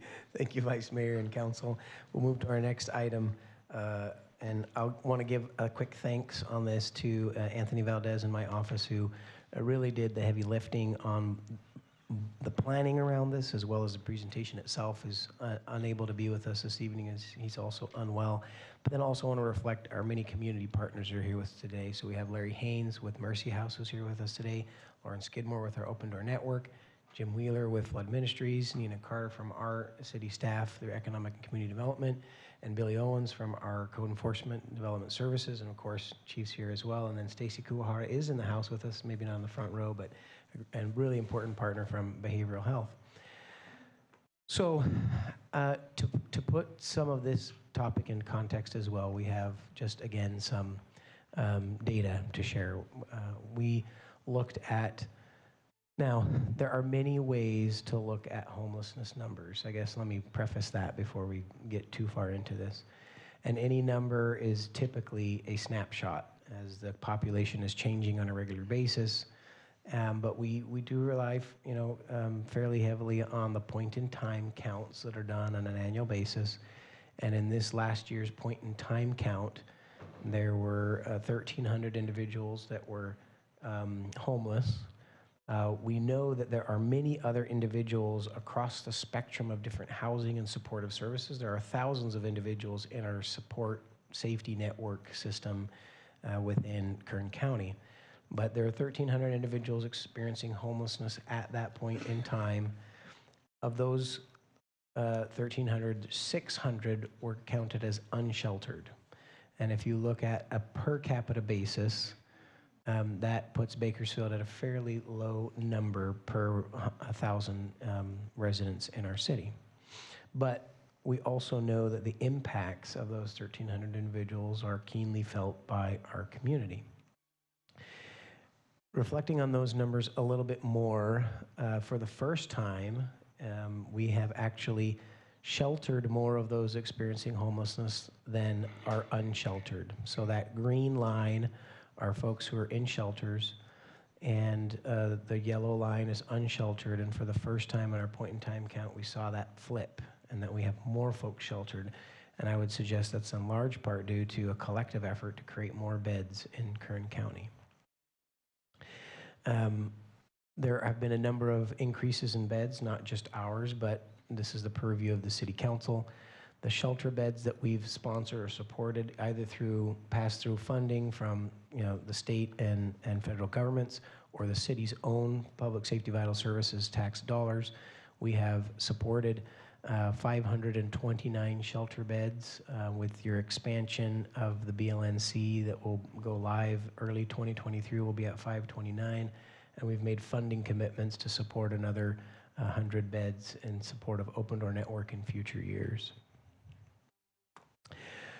So this may be, maybe could use some better branding, but the way I've been thinking about this is we've had really two previous phases where we've implemented strategies to address the challenges around homelessness. And I've just been saying that's 1, 2, and 3, and we've really looked at 1 and 2. We're going into phase 3, and so this is just a quick reminder that we've done numerous things in prior phases, including our navigation center, rapid response teams, street outreach contracts, support services contracts, and then affordable housing, significant investments. In the last couple of years, we have funded an expansion of the shelter. We are spending notably on mental health and substance use advocacy and programs, as well as some dedicated support in our shelters.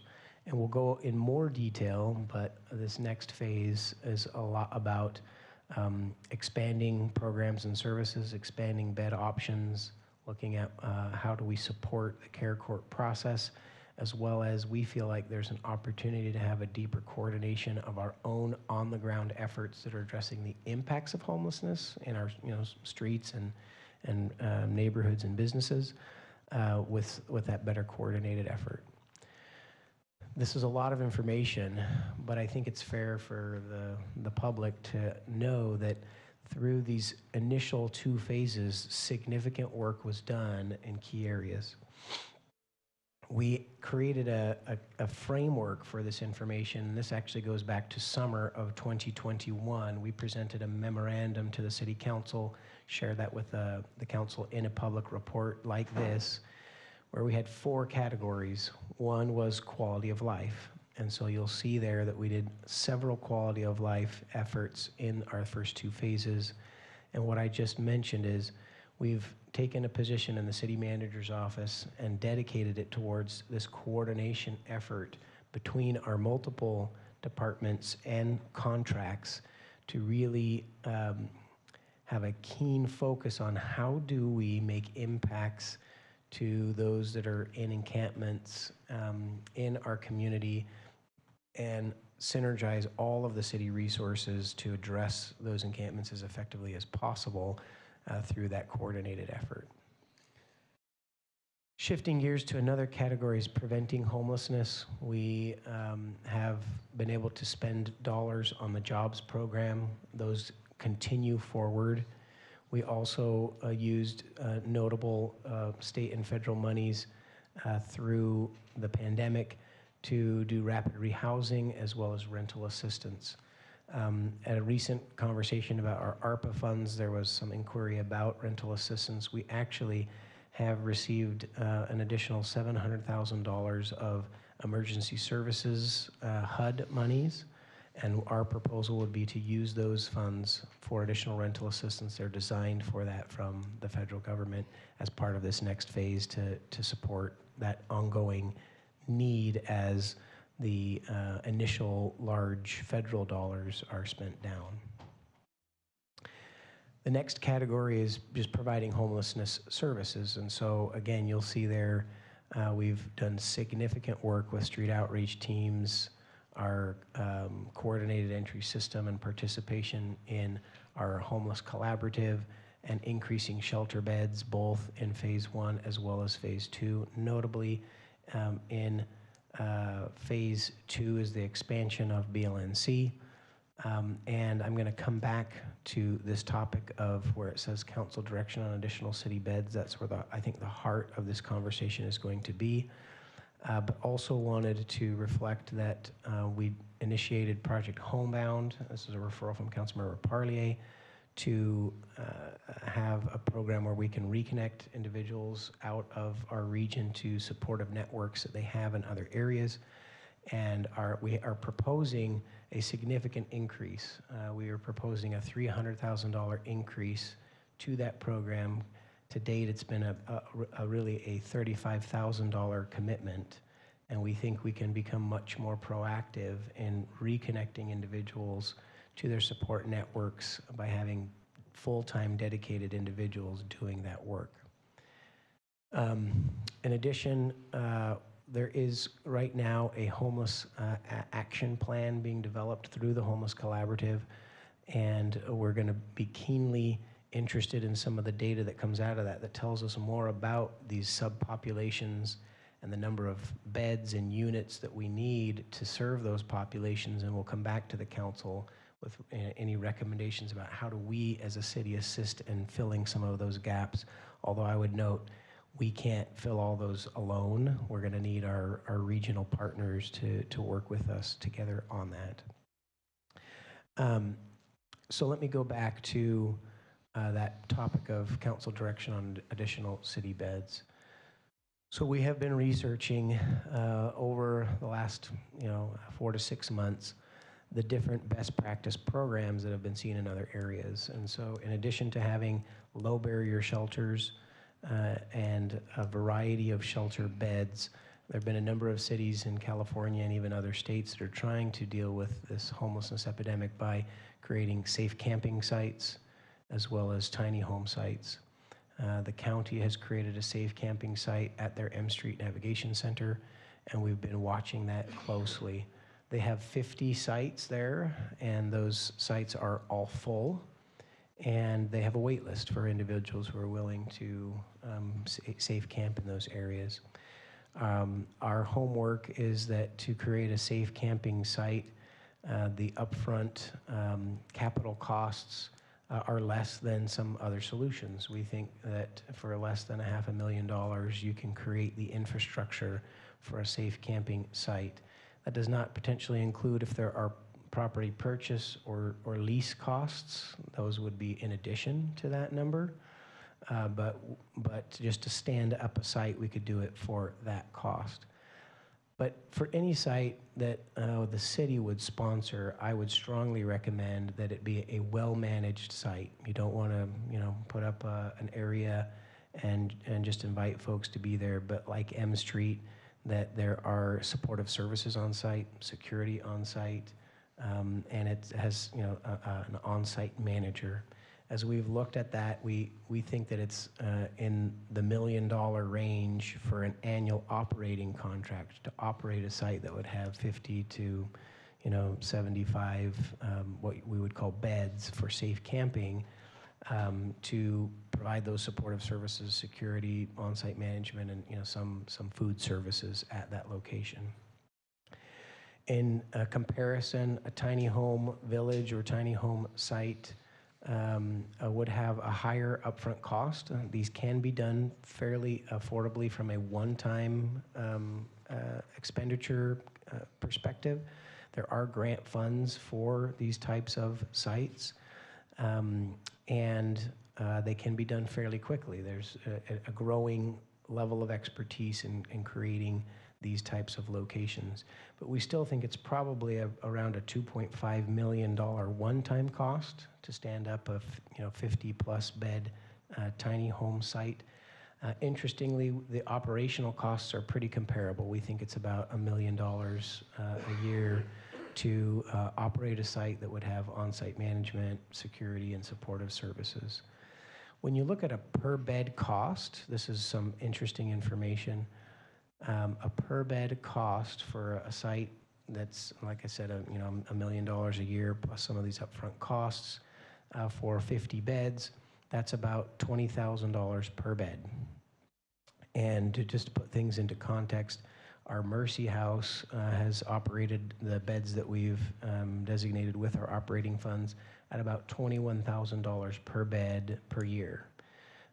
With an increase in operations due to the increased number of clients that we're proposing for BLNC, we took an opportunity to also look at that and say, with that number of clients, do we need to have a little more safety or security considerations and a little bit more of those supportive services considerations? And so you'll have an item coming forward that will be a revision or amendment to that operating contract to account for these additional beds that would increase that overall contract. But the per bed cost just goes up from $21,000 to a high $22,000 per bed. And so I wanted to highlight that for two reasons of context. One, that Mercy House is doing a great job and they're running a tight ship, and it's an efficient operation to be at that per dollar bed amount. I would reflect that the per bed amount for other areas, because you want to have those supportive services, is not dramatically lower, but the speed and the upfront costs are notably lower in those other two categories that I just mentioned. We do not have a site proposed for any one of those options tonight, but we have done the analysis and homework of what it would take to stand those up. I've given you those costs.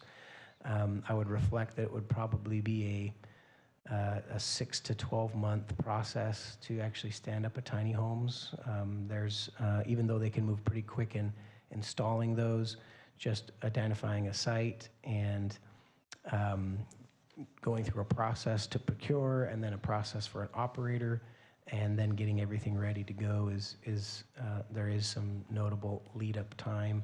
We expect that it would still be more of a midterm instead of an immediate action.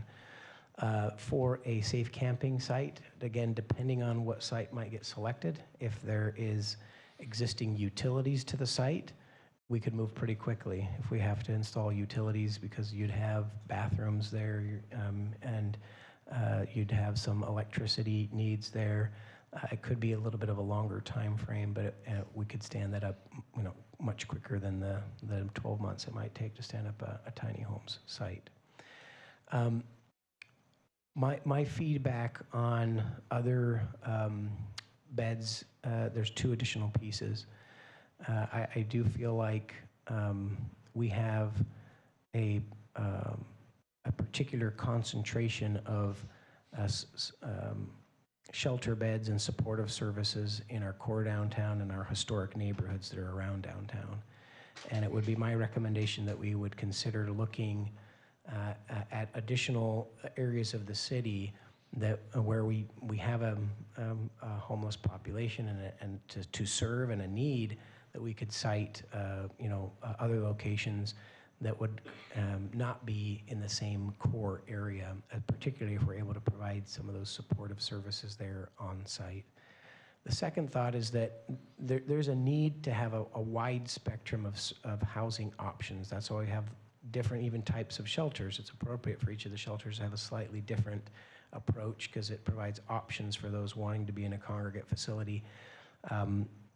Largely, as we're talking about city beds that we're trying to create, we're focusing on these more shelter beds. But there's still a need for additional beds for individuals that are trying to go through substance use treatment, as well as individuals that have mental health supportive needs. There are different types of facilities and different types of beds that I believe there's still a gap for, but we're going to try and get those numbers, as I mentioned, out of the action plan. So there was a lot there, but those are some of the biggest concepts related to just providing homeless services that we've been researching and preparing to take council direction on this third phase. Shifting gears to affordable housing, don't want to just lose sight of that. I don't think there's particularly new direction to take on this, but we want to continue to fund affordable housing.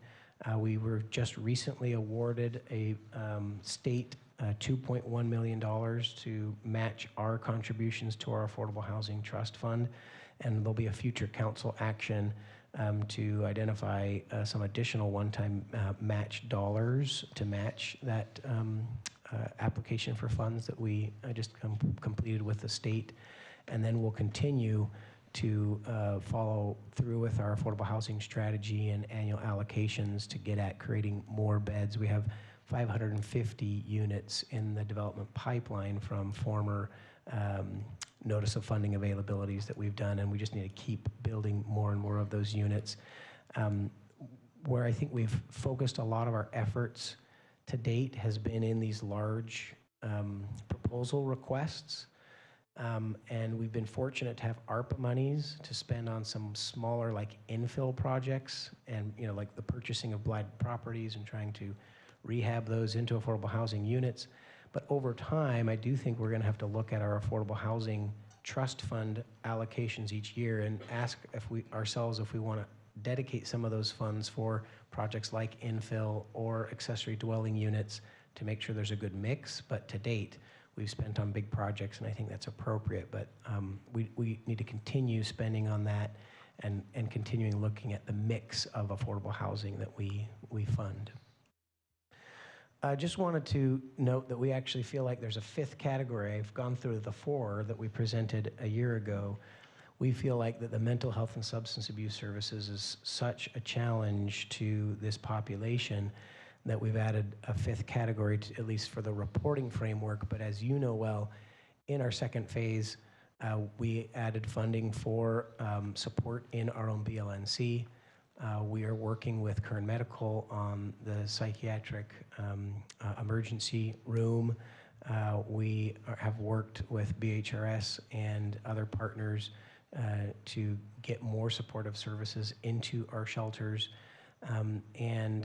Going forward in the next phase, we feel like critical components are the implementation of Care Court. We've already had early conversations about how to do that well. And then lastly, there have been annual allocations from the state in support of homelessness, but these are not guaranteed. They've been treated as one-time allocations for the benefit of council and the public. So that HAP 4 is a fourth cycle of funding. So we have seen 4 cycles, but every year we've had to go back and fight for that. And so actually the big city mayors, a year ago, the HAP money was not necessarily guaranteed, and the big city mayors went and fought and said, we want to lock this in as an ongoing allocation every year out of the state budget. They didn't get the ongoing, but they got a 2-year commitment. So HAP 4 is that second-year commitment, And we're recommending that the city provide notable funding to create more sober living beds, because that's one of the biggest gaps that we're seeing.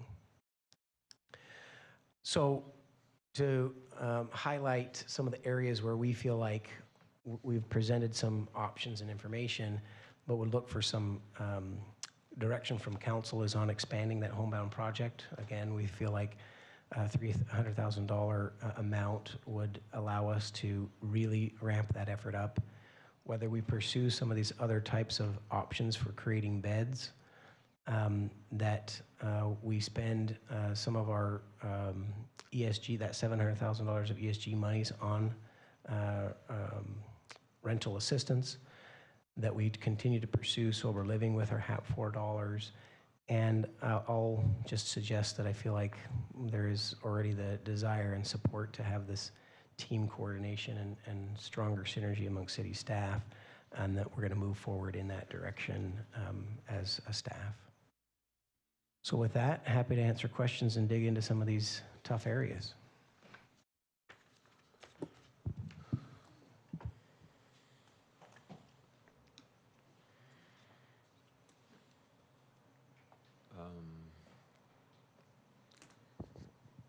You know, I think I'm going to take the first glance at this, and then other council members have already checked in on this. So,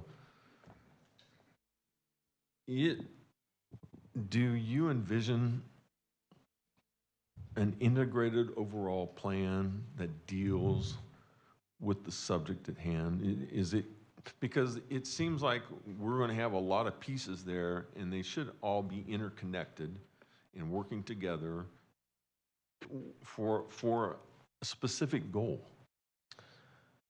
Yes, Vice Mayor. One of the reasons that we organized it within these categories within the framework is so that it could be an organized and coordinated approach. And I would even suggest you know, some of our work around helping folks through diversion on the last topic that we talked about is going to have to interconnect to this as well, because we hope some individuals who may also, you know, be experiencing homelessness, but also may have, you know, found themselves in a difficult situation where they've, you know, committed an offense, that we're able to provide that diversionary services into a treatment program. That's a much better outcome for folks to go into a treatment program.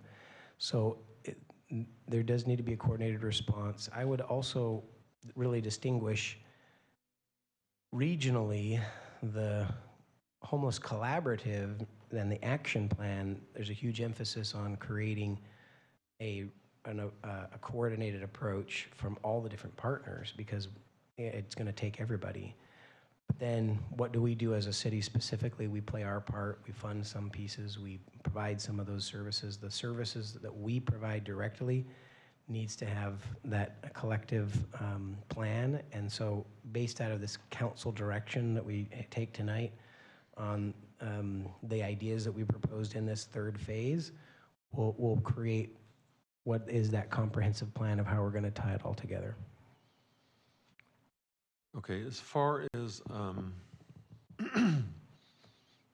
the Safe Camp, I'm totally in favor of that. It's something we need to do, and it's, if we don't go brick and mortar, it's not incredibly expensive, and we can capitalize on that. And what do we expect to do with those on the street that just don't want to be bothered with a shelter or in camp? Because when you and I have talked, we talked about diversion facilities, and it seems like at some point in time there needs to be adequate provision made for those that are just mentally out there, or those that don't get along in the community. We've talked about that, and so what do you have in mind for that situation? The Safe Camp's great, but there's got to be something else that we can do to mitigate those people that are on the street that are probably going to go inside an old building and start a fire and hurt themselves or damage themselves even. I mean, what can we do about that? Another great question, Vice Mayor, and I'll try and keep my response succinct, but a really complicated question. There are, as we've noted, many subpopulations within the homeless population. And as state law and court rulings have indicated, it's not illegal to be homeless in and of itself. No, it's not.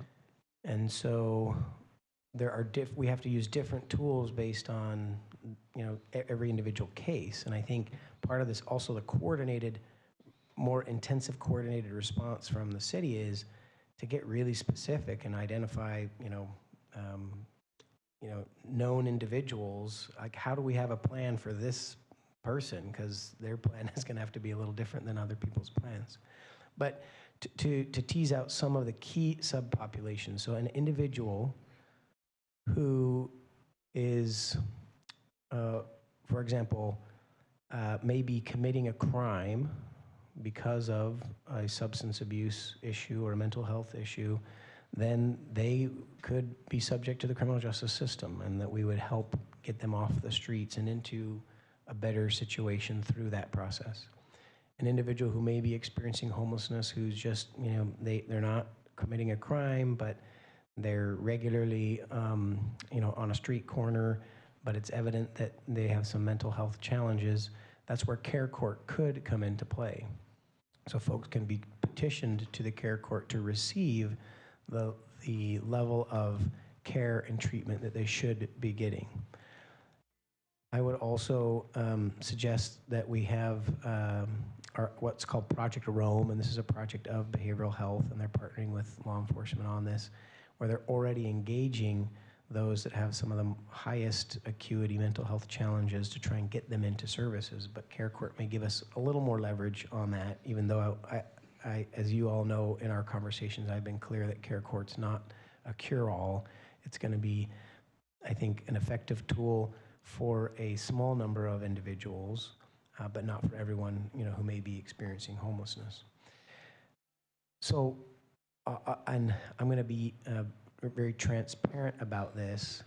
I feel like there are individuals who may be impacting the quality of life of our community, committing crimes, or individuals who just really need or are high candidates for that mental health or substance abuse support. I think we start with those individuals first. And as we continue to work with those populations, we may find ourselves with a smaller population of folks who kind of maybe they keep to themselves, they're not causing a lot of trouble, but they're still homeless. And so how do we still get them and encourage them to participate in services? Some of the existing programs and outreaches will help continue to get at that issue, but really this phase 3 is more focused on those highest acuity individuals that are causing some of the impacts to the community. And so we need to work through those with both Care Court and diversionary programs, but we may find that there's still a small handful of folks that prefer to not live in a more controlled or organized environment, and we may have to still come up with a few strategies for those folks. I will say, though, one of the reasons to consider a safe camp is that it creates another option. For some folks that don't want to go into a congregate shelter, they may be willing to go in a safe camp area and not camp just anywhere, but in a controlled area. Now, the last thing I would say on this is, when you look at something like Martin v. Boise and our ability to enforce individuals who may be blocking a sidewalk or camping in a public park, those are actually things that we can enforce under our code, but I would suggest, again, a lower priority than maybe some of these other quality of life criminal offenses. We will get to the point, if we make progress through these different programs, where we start to say, if there's an available shelter bed and they're not taking that shelter bed, but they're camping out in a riverbed, which is a flood basin, or they're camping in a park, we can require them to not camp in those areas and say, you have a bed over here, you need to take this bed, but you can't camp here. So that is an option to us if we get to that point where we've addressed some of these other tough challenges and there's still shelter beds available. That is enforceable. But I think we're going to have our hands full just dealing with the higher acuity challenges initially. Okay. Have there been ongoing discussions between the city attorney and you about what we can do, what maybe we can't do, and Yes, and I've been very appreciative of the city attorney and her staff. There's actually a recent court ruling that came out that's related to this topic, and her team did a deep analysis of that and provided us feedback about what does that say about some of the programs and operations that we're trying to pursue. Some of these ideas that we've put to paper that we've been working on for some time, conceptually, that we're sharing with you tonight, I still think need some legal vetting to them, but yeah, Jenny and her team have been great supports to us. okay, when I think of you, our two employees, when I think of you that way, I think you should be working together on, well, particularly on this issue, because I don't think it's a city manager's decision without legal advice. And I appreciate it if you would have her join you in those conversations and discussions. Absolutely. I know there's been several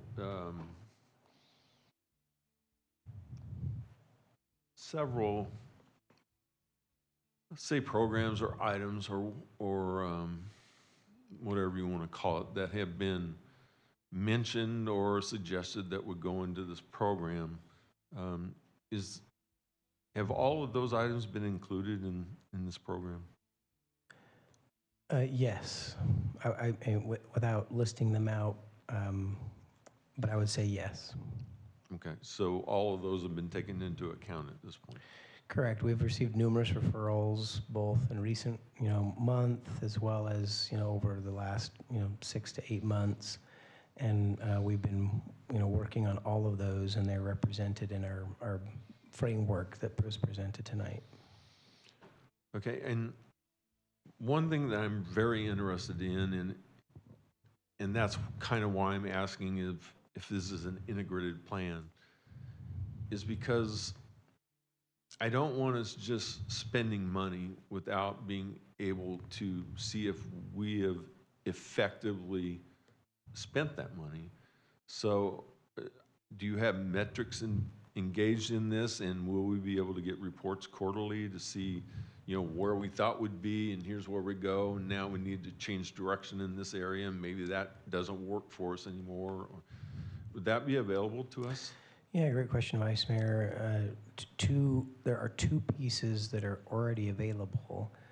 One is we have a website we've created that has a dashboard with a few key pieces of information, and this is on the city's web page related to our particular programs in response and support of homelessness. Also, we recently issued a 3-year impact report for our Public Safety Vital Services tax and created a dashboard basically of key statistics like how many affordable housing units have we created, how many shelter beds have we created. And what we would do is, for the items that we move forward with in this third phase, identify key metrics for those, add them to the list of key metrics we've recently established from that PSVS report, and then have quarterly and annual reports on the progress we're making towards those metrics. On the money spent, our expectations, and where we need to make changes or make corrections? Great suggestions. Okay, thank you.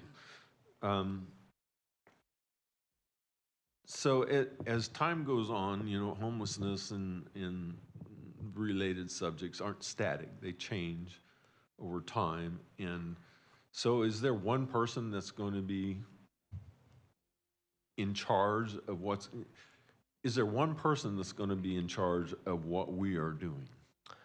I'll answer that question a couple of ways. Ultimately, the answer is yes. Well, I know that would be you, but Yeah, and that's actually part of the answer, but let me give some context to that. So city manager can't be deeply involved in every city initiative. Too many things going. We've got a very aggressive work plan of lots of stuff we're tackling as a city.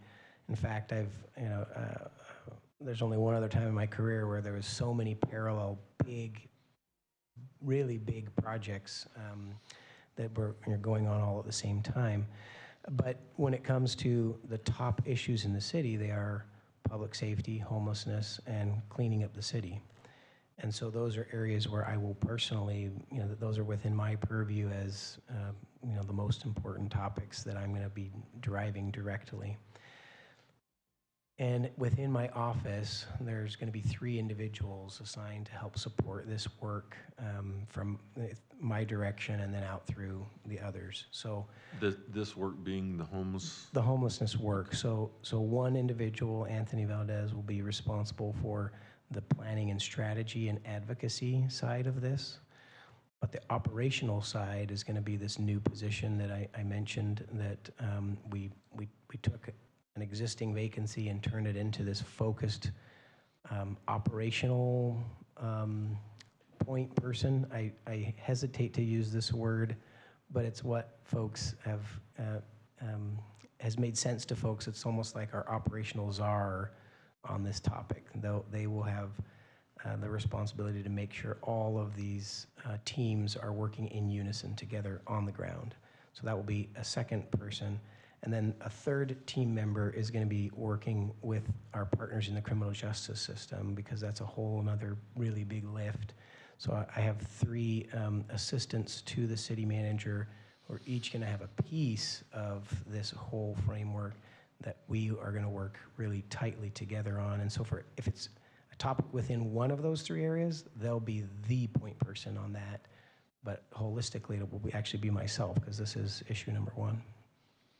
Okay. And I don't have it on my screen anymore, but okay, I'd be right there.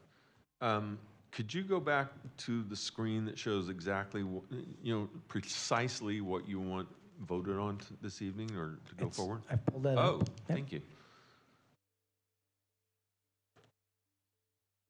And that second bullet of additional city beds, that's where we're looking at safe camp, tiny homes, other beds. I mean, we didn't want to list every potential option out there, but that's intended to solicit some direction on that area.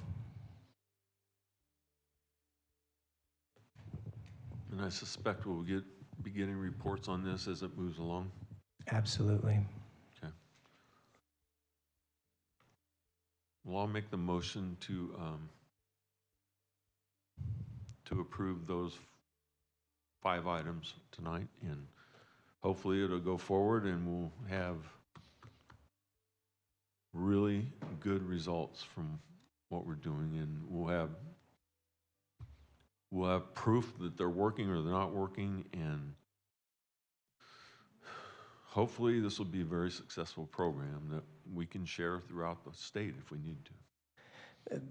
Thank you, Vice Mayor. And to your last point, I do think we're in a position to offer up solutions that will become best practices for others. The one point of clarification that I think from your motion, I think 4 of those items are more straightforward. That second bullet about additional city beds, if I could just ask for some clarification on your motion. Would it be for a safe camp and tiny homes, or specifically safe camp? Because I feel like I heard you say that, but I wanted to clarify. Well, I'm very interested in safe camps, but I don't want to restrict it. Okay. So my motion would be for you to utilize those resources as best as they can be used, and come back and report to us at at an appropriate time. All right. Councilmember Gonzalez. Thank you, Vice Mayor Ware. A few questions for you, Mr. Clegg, tonight. First of all, thank you for the work and thank you to your team, particularly Anthony Valdez does a tremendous job with regard to homelessness on this, in this presentation tonight. Related to addressing quality of life, I just want to be very clear because you and I have had a number of conversations in our one-on-ones related to this particular item. And I've been advocating hard for this position. And I want to be very clear for the public in general. So Homelessness 3.0, it says coordination of efforts by city teams and partner agencies through new lead position in city manager's office to ensure efficient deployment for maximum impact. I'm going to ask you point blank that this position is for, the intent of this position is to have an individual who is in the field and who is working on real-time issues related to specific issues related to unhoused individuals.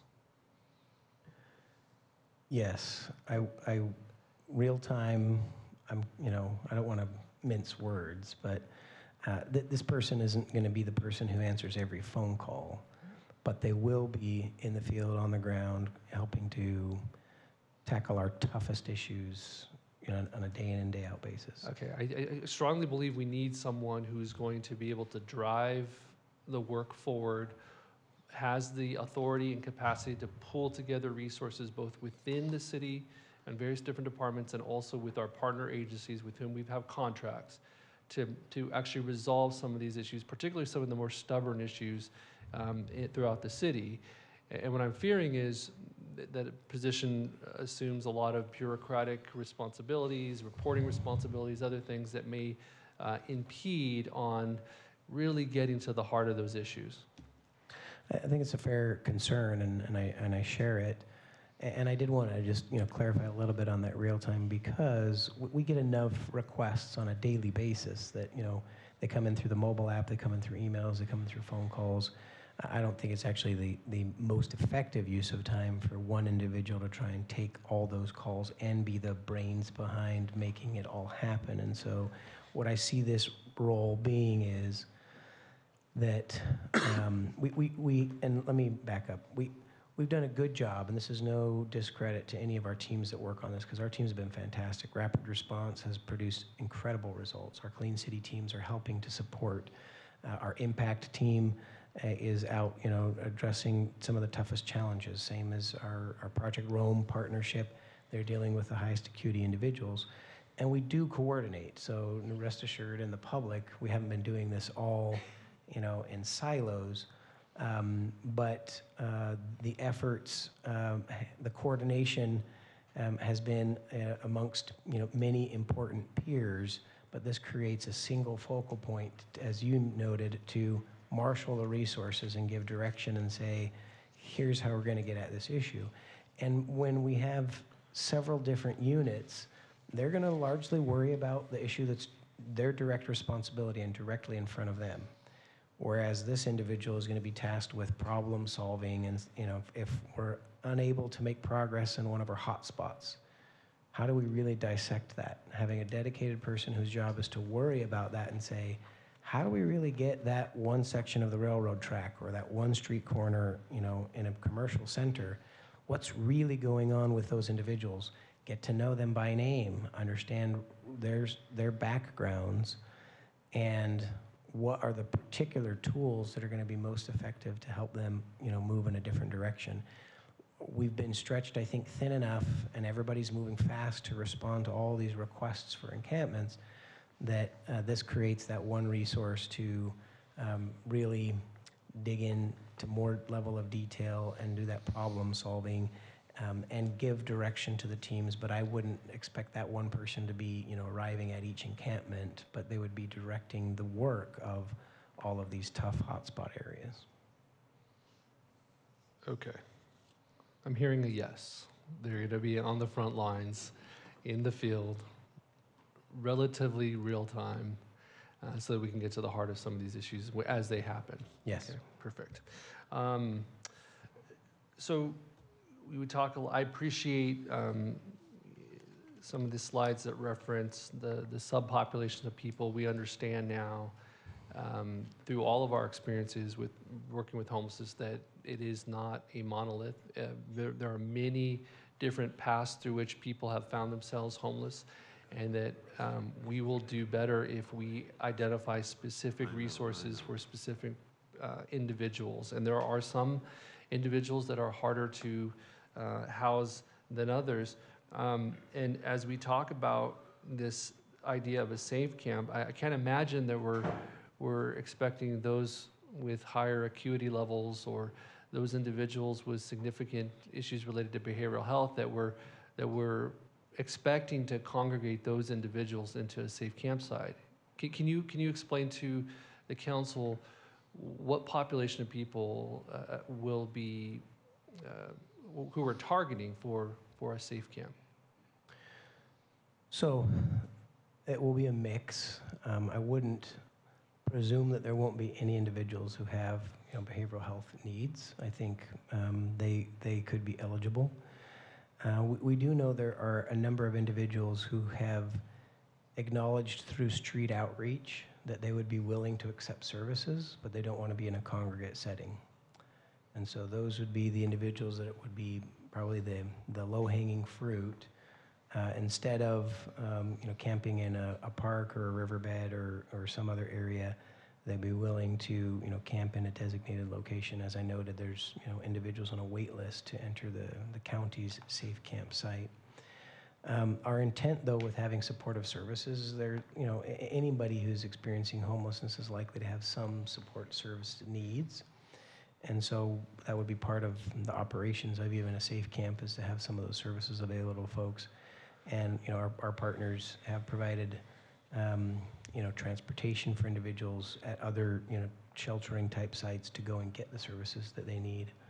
So it could be individuals who may have some substance use or mental health challenges, but who would express again that willingness to go to an area that is has some organization, has some rules, but just not in a congregate setting.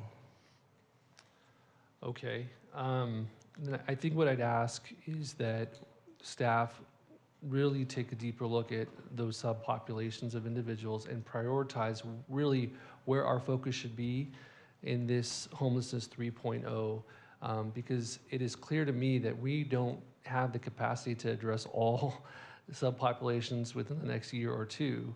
And our time, I feel, is better spent really getting to the heart of the issue of addressing some of our higher priorities in terms of those subpopulations. And so I'm hoping that we can have a further conversation about this, but I think some prioritization really is required before we even begin to go down this road in terms of a safe camp. I do want to take advantage of the fact that we have some of our practitioners in the room tonight and get their feedback and professional expertise related to safe camps and their experiences. And I would ask that they be candid and provide some feedback of their experience related to safe camps.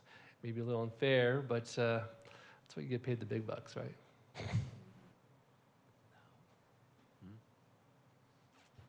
Thank you, Vice Mayor and honorable council members. Jim Wheeler with Flood Ministries. We're the primary referring agency for the safe camping at M Street Navigation Center, and it filled up right away. If it's done right, we're not proposing like a sanctioned encampment where like you see in Seattle and some of the other places. This is a safe camping with a purpose, and the purpose is to bring people off the street, which is what your constituents want to see, have a location for them to go so that they can receive services and maybe a little bit more relaxed atmosphere, because some of the folks that are not only, and I don't like the term, but service resistant, but also shelter resistant, that's the group. The shelters are full every single day.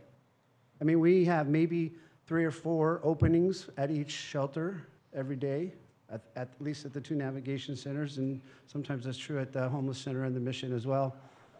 But that group that will not go to the Brundage Lane Navigation Center, that will not go to M Street, or go to the mission, that group of people will, there are many of those folks that will go to safe camping. And again, the purpose is to provide services, to create a plan. I think I heard, and Mr. Clay can correct me, but I thought I heard someone say the other day that 19 people have moved from the safe camping into the M Street Navigation Center. And so our goal is to move people along. But we have to have some kind of interim housing for folks if we want the encampments to go away, if we want people who are unsheltered and on the street experiencing homelessness, if we want them to be sheltered, to be housed, then we have to have some alternatives for those folks. And I think the safe camping is a great idea if it's done right, and I'm confident that the city has the right idea about and the right approach for that. So that's just my opinion. I think it will help a great deal, and I think that we could fill that up pretty quickly. Okay, thank you, Jim. Let me just tease this out real quick with you, if I can. As you said, safe camps work if done right. What does it look like to do it right? Again, we're not just going to. It's just like our navigation centers, our shelters. They have a plan, right? Mercy House. When you go to Mercy House, the first thing they ask was, "What's your housing plan?" Right? And so the safe camping would be something similar. It's just not a congregate shelter setting, but whoever would be providing services, we would be working with folks. It's not a place just to send people to warehouse them, but it's a place to send them so that they can start making progress and getting off the street and into stable housing. Mm-hmm. And that's what I'm talking about, doing it right. There has to be services attached to the safe camping in order to help people move, ultimately out of the safe camping. Great. That's what I mean. Thank you.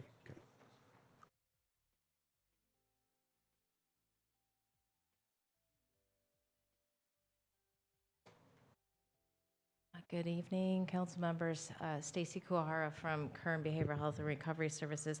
I really appreciated what Jim said and what I've heard tonight. I think the thing that I would like to speak to is I see us as a city and a county making tremendous strides in working really hard and working together to get people off the street and to provide them with services to begin to move them off the street. It's important to remember that our shelters, our navigation centers, the safe camping, when we talk about tiny homes, these are emergency shelter scenarios. They're meant to be very short-term and temporary. They're not ongoing housing services. They're an opportunity to wrap supportive services around those individuals to get them into a better place, to get them where they need to be so that they can move into housing. But a lot of the people that I think you're identifying that might be target populations that are really in need of services are going to need permanent housing solutions. And it's a really important investment at the front end, and we have to continue to build out the entire investment across the continuum, because part of the issue that we're seeing is the recycling through all of our navigation centers, our shelters, and these facilities. We can connect with them, we follow them with services, but until they have truly their own place to go. I think that's why for many people, tiny homes, safe camping, safe parking is very meaningful because it gives them kind of their own space. You don't get that in congregate care, and when you're overstimulated as it is already, it's hard to be in those places. And I think that when we work on getting them places, permanent places to live, some people will need residences that have supportive services built in. Others will be able to live on their own and access services. That's when you see the cycle get broken. And I just want to highlight that because I think these are very important steps that we're taking to address the problem. And we need to continue to build out the entire continuum. I've heard wonderful things about the M Street safe camping and parking. They really use it as a place to encourage people to come into the shelter to accept the full services of the shelter. And it's really exciting to me to hear the willingness of our community to accept this because as an emergency measure, I think it's needed and will be meaningful. Thank you.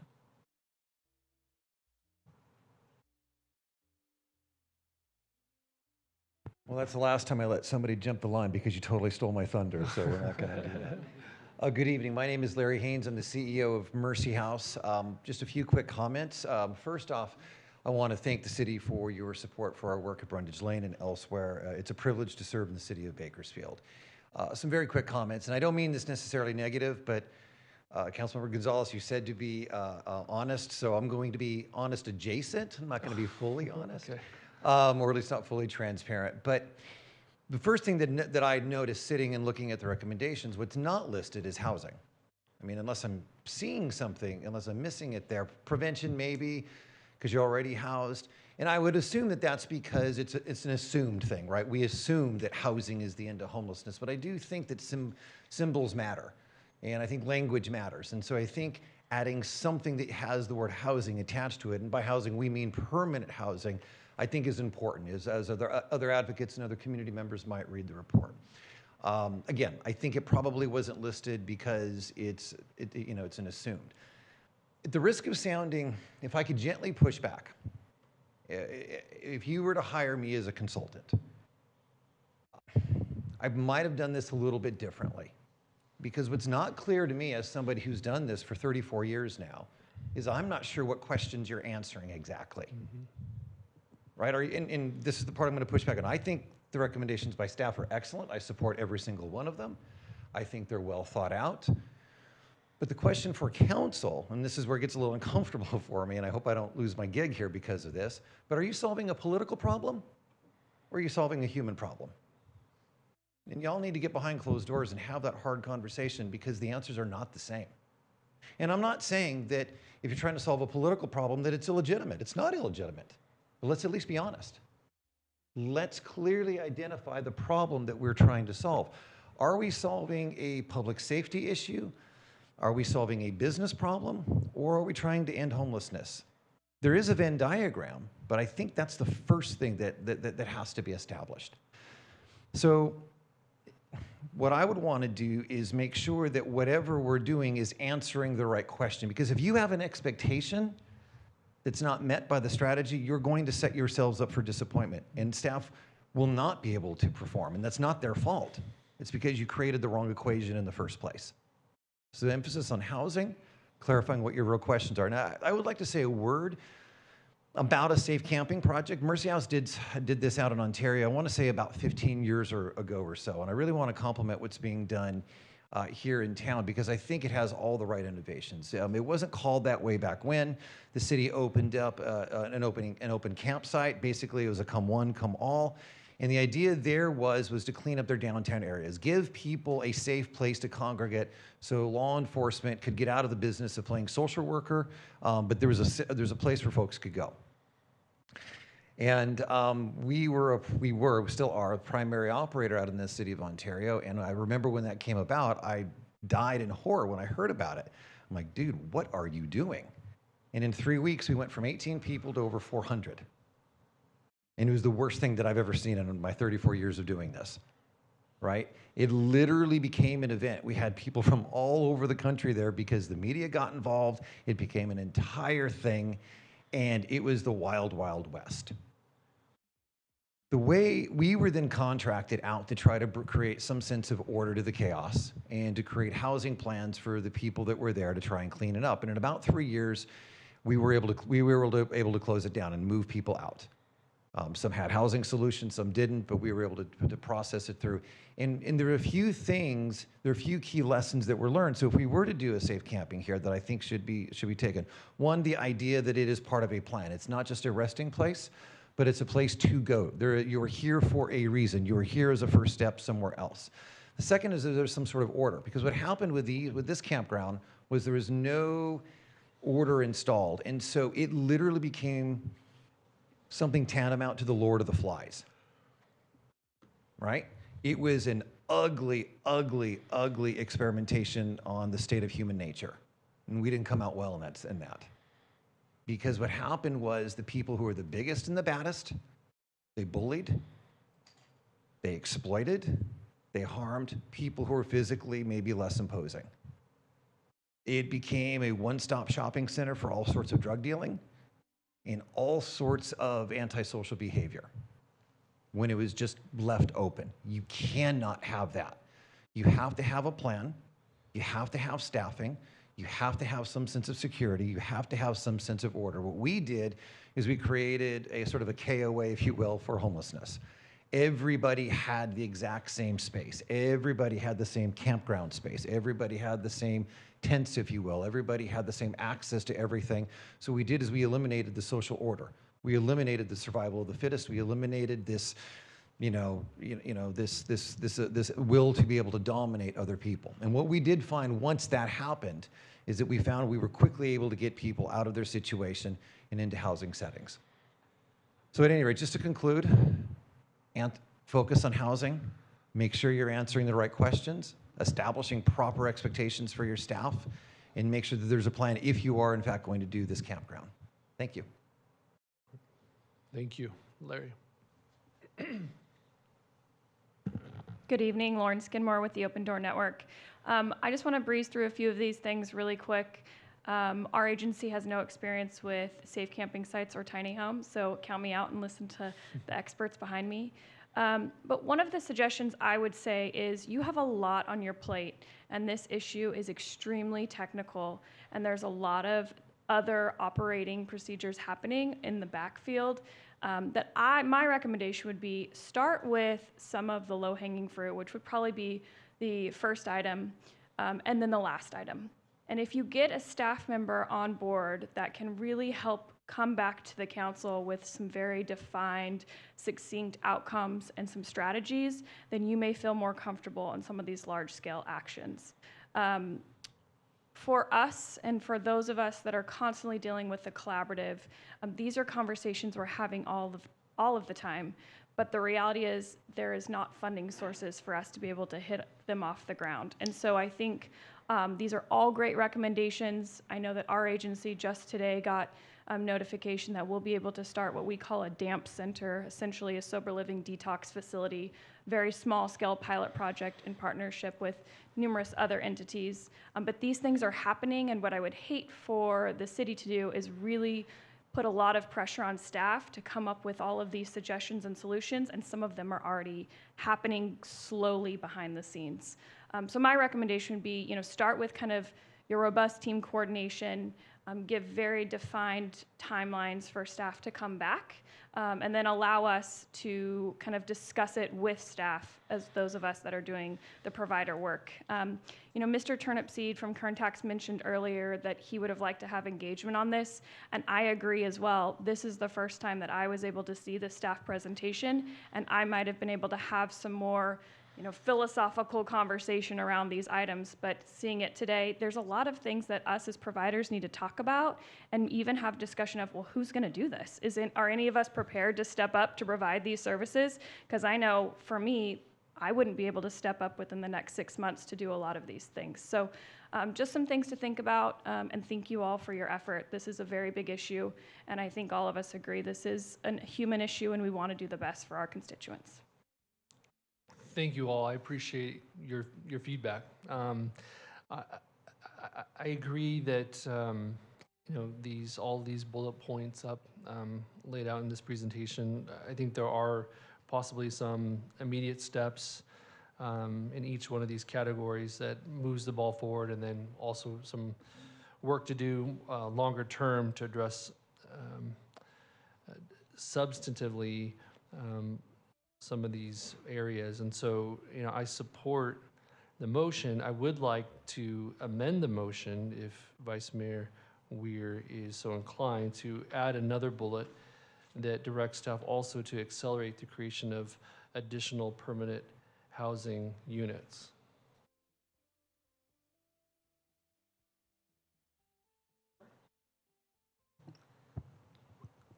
Just for my own edification, earlier in this, in the slides that we saw tonight, didn't we go through permanent housing and what we're spending on that? or am I mistaken? No, Councilmember, we did cover that we've been allocating $5 million a year towards affordable housing. I think, as I noted, a lot of that affordable housing has been in sort of larger unit affordable housing complexes. Some of that is permanent supportive housing, and some of these definitions do matter, and there's nuance to it. I think, as was reflected, it's really, there are lots of individuals who are going to need a fairly high level of ongoing support, indefinitely. And we, I think, again, as a region and even as a collaborative, we haven't solved how do we create enough permanent supportive housing, which is a little different than just affordable housing. So I wanted to, maybe tease that out a little bit, whether the referral or the additional bullet point was just affordable housing or specifically permanent supportive housing, because it was unclear for me. Yeah, so it is to accelerate the creation of permanent supportive housing units. That's correct. My point is that while there are good efforts to build more affordable housing, I think there's a need to accelerate the work and look towards strategies that help us get additional permanent supportive housing units online far more quickly. Okay. Another question. I think everybody sitting at this dais and most of the people in this room know that housing is the where-all and end-all. That's where we need to be, getting these people in their own facility where they can be comfortable, they can call it home, and it's very positive for them. So we've talked about housing. I don't see that on the recommendation. I mean, to me, it's just, I know that. I mean, I know it has to, we have to end up with housing. And everybody else up here knows it, and I think everybody else up here supports it. And I'm not disagreeing with his amendment, but I don't see how we could even do this if the end goal wasn't housing. And again, as Larry had pointed out, maybe it was because it was assumed that this is where we're looking for additional direction from council. We already have council direction to fund $5 million every year towards affordable housing. I would suggest that the distinction of permanent supportive housing is unique. It's not just affordable housing. And we are allocating as a collaborative some monies from HAP 3, which is different than HAP 4, which you saw a recommendation on tonight, towards developing additional permanent supportive housing. I do think that is one of the subcategories in the full spectrum of housing we do need more beds in. And so to summarize again, 2 points, we already have council direction on housing. It's been in place, and we're going to continue in that direction. But if there is a desire to single out permanent supportive housing as an area that we need to accelerate in, that would be a relevant thing to include. And it kind of goes with what we're doing? It does. I mean, it's one of the, again, like I said, one of the types of beds across the spectrum we do absolutely need more of. Is that the only adjustment? Yes, sir. Then I'll accept that. Councilmember Parlier. Thank you, Vice Mayor. So Christian, I want to start with the homebound program that you mentioned. What was it, 300,000? It was to hire probably 3 to 4 full-time individuals, and also. But a budget of 300 or something? Yeah, 300,000? yeah, 300, yes. Yeah. So I think this is a very important program. Gavin Newsom, when he was mayor of San Francisco, now our governor, he started this program. It's a game that whether we like it or not, we are in. Other cities are participating in it. When I was at the 999 Officer Down Memorial a couple of weeks ago, There was a nice young officer that worked for Kern County, went over to San Luis Obispo, now works for a neighboring police department. And I was talking to him about it a little bit and his experiences over in San Luis Obispo. And I know they have homeless there, but in regards to people from Bakersfield and Kern County, he said, if they're from here, they get them out of there. And I think that we need to be, at the top of our game when it comes to homebound. And if it takes 3 personnel and 300,000, fine. But come back to us if it, needs more than that. Now, Andre and Ken both touched on having that point person, that quote-unquote czar for the city of Bakersfield. I think that person needs to be a real leader, somebody with gravitas, whether we take somebody out from a lieutenant or captain at the PD or equal rank at fire or some dynamic person over at works or whatever the department. A general doesn't necessarily know how to fly a plane or drive a tank. They just have to lead. And I think that's the person that we need, that type of person, to help coordinate with our groups that are in the trenches day after day. When it was mentioned regarding, what's our goal? Is it a human solution or a political solution? It's both. It really is. It's a political policy decision when you have constituents, businesses. In fact, with redistricting, this area just changed out of my area, but it's a business, a large commercial business with several businesses within it, that I worked tooth and nail to get tenants in. This is the old Kmart building that was off of White Lane. And those businesses came. It took a lot of work. And we don't know for sure, but it's probably purported a homeless person, lit multiple fires and burnt down, now in Eric's ward, a $15 to $20 million property, and now we have an extreme blight in Bakersfield and in Ward 1 now. So I think we need a paradigm shift in a lot of areas. And is housing one of them? Absolutely. Is homebound another component? Having that czar in place, that dynamic leader. And I know you have great staff in the CMO's office, Christian, but again, we need a general here. And we just need somebody that can command, that can have the interpersonal relationship skills, to deal with the different organizations, but yet somebody that has essentially their own shop to be able to be the driver to do this. When I came on the council, the pit count was literally in the hundreds, and now it is exponentially increased. And as far as ending homelessness, I mean, that's a great goal, but it's hard to end something when the spigot's still wide open as far as new new people coming into the city of Bakersfield. And we really don't know, I mean, we do to a certain extent, but I think we're learning more information as we're getting more and more experience at this, that, some of these people may be from out of area. And I am all for, taking care of the indigenous people of Bakersfield.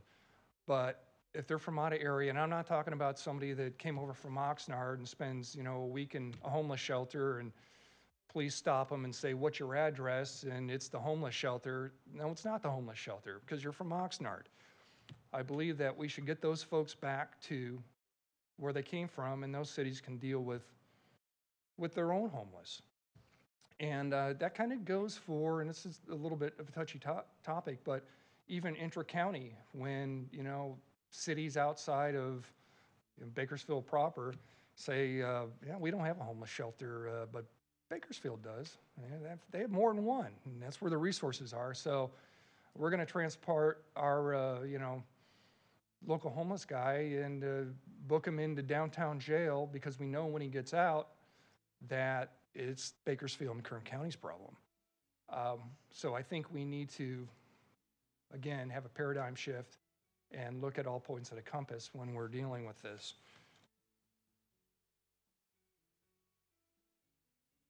totally for the safe camping, but I totally agree. It needs to be shepherded. Otherwise, it's going to turn into areas that we sell all around the country that is just a problem. So those are my comments. You're doing great work, and I thank you for all of it. But we need to get tough. We need a carrot and stick approach.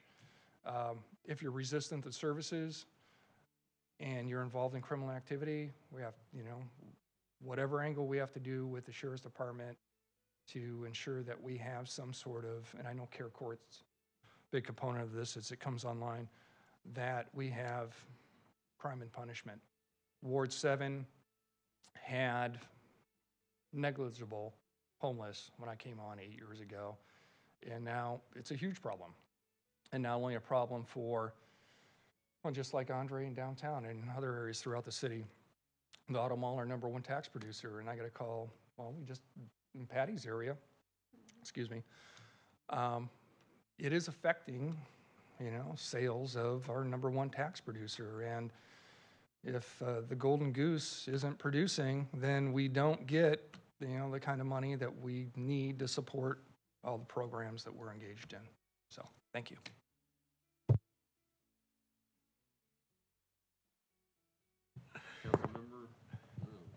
Councilmember Freeman. Just a point of clarification, in your motion, because I don't see it exactly among the 5 items, is the 300,000 included? Or do you have to say including the 300,000 for the homeward bound? So if I could clarify. So he has approval one way or the other. So, well, for any item on this list, well, I would actually say for the 5th item, administratively, I've been able to move forward, in that solution. But all the other items would have an eventual council approval to come back with an actual agreement, or if we're going to, contract for services at a safe camp or purchase a property for a safe camp, those would all still come back for council approval. This motion just directs staff to move on those. You don't need us to call that out tonight? Okay. Correct, we do not. Fine. I'm going to try to keep my remarks brief because we really need to move on. 21 to 22,000 per person per year operating costs, apparently whether they're in a camp or the homeless shelter, which is disappointing that it's not cheaper. With all the services we provide, I guess they just get economies of scale down there, because without providing their services, and whether small homes or tents, that it's the same amount of money. That's kind of disappointing, as we could drive that cost down. It just seems like we're stuck at this 21,000, which means anybody we can send back to their home, their town. This is per year, ongoing if they stay here. Our staff's telling us if it was 10,000 a year, but it goes on for endlessly, then I'd say you can spend some money buying those bus tickets around those people, because this is a huge savings every time someone, we're funding millions anyway, but every time you can send someone back to their home, I'm totally for it, and we should fund that. I'm going to be supportive of any motion that says, keep working on what you're working on, which is kind of what you put up there. And I think that was really all you're asking for. But I think we had some very wise comments tonight about, especially from the young lady who just spoke earlier, that we need to flesh it out a little more. We need to talk to people who are going to help us get this done, and come back in, 2 months or something with this more flushed out, with some more specifics, because this is really just saying, should we keep doing what we're doing? But you have a lot of ideas here that are going to impact the people who have to help you get it done. So maybe we don't need to attach that to the motion, but I don't want to hold things up anymore. I want to get this thing done. We have 2 other big items on the agenda that I think we had too many tonight, quite honestly. Big ones that need council thought and debate. So I'll be supportive of the motion, but I would ask that we do follow up and work with the people who are going to help us get it done, and get their feedback, and come back maybe with more specifics than this in a month or 2. Okay, Those are my remarks. Councilmember Gray. Well, Bruce, you just stole my thunder. I really appreciate our contracted partners coming tonight, each one of you. You all are the ones that are in the trenches. What we're talking about here is more theory than hands-on. So I can support the motion myself if, like Bruce said, we do more collaboration with you all and draw from your wisdom, because we're not out there every day doing what you're doing. You see it firsthand. So that would be my encouragement to Mr. Clegg, that your city staff, as we start to move forward with this, because I don't want a Portland, Oregon safe camping, quote, situation in the city of Bakersfield. We better do it right, or it's going to cost us a whole lot more money if we do it wrong. So let's not just draw on city staff for the wisdom. We need to go to these people in this front row and say, what do you think about this idea? And let them put their ideas on the table, because we are all committed to this homeless situation. And Larry, it is a political thing as well as a human crisis. There's no doubt about it. You know, when you get the phone calls or emails we get, it does become a political thing. But each one of these people have been created in God's image, and we need to do the best we possibly can to try to help them. And so I totally agree with Bruce, and I think that's how we need to move forward.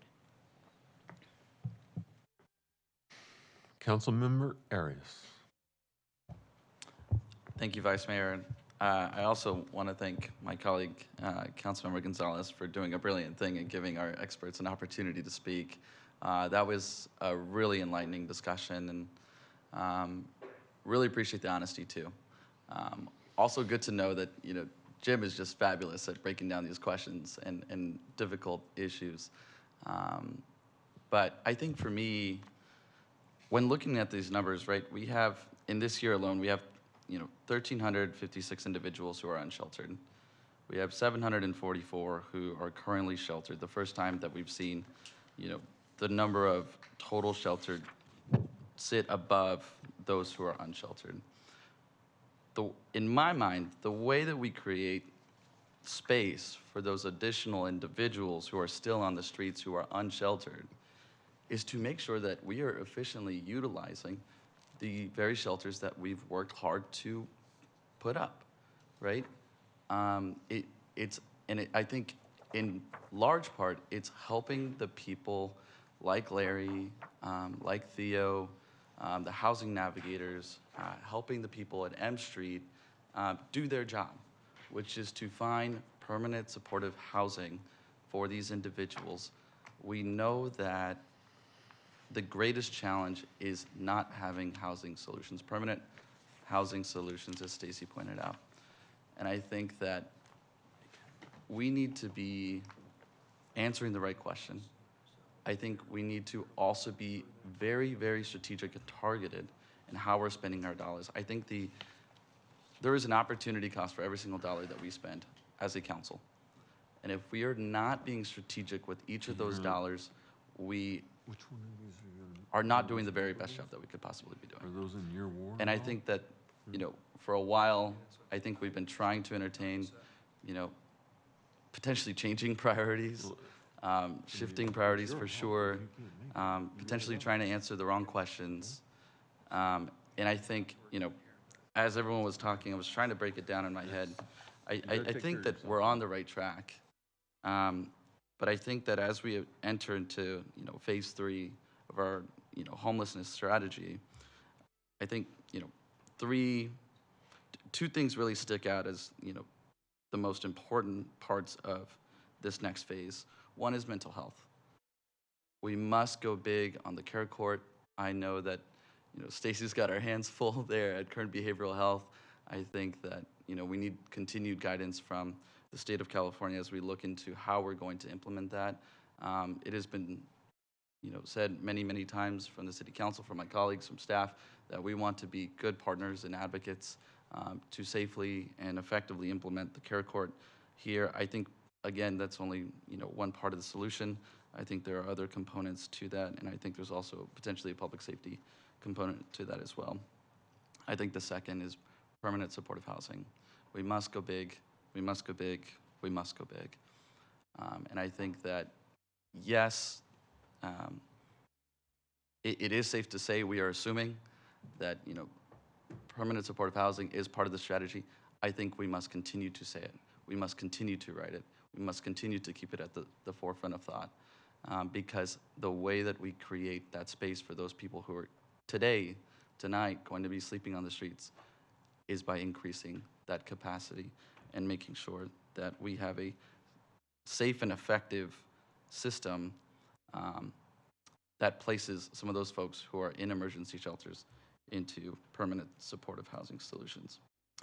And I think the last thing is, and I think that's one of the recommendations is trying to get at, is helping us navigate the system. I know that myself and many of my colleagues have worked on individual cases where, we find an individual who's in our community, who's in our districts, who is trying to find an emergency shelter, or they're trying to find, a placement in permanent supportive housing or permanent housing. And I myself have found difficulty in trying to navigate that process. And I think there's an opportunity for us to make that process more seamless, and I would absolutely be supportive of, in my mind, creating that ombudsman in the city manager's office. So with that, I apologize. I try to keep it brief, but this is such a complex issue and definitely deserves all of our time and attention. So with that, I support tonight's motion. Okay. Everybody's commented. We have a motion. Cast your vote.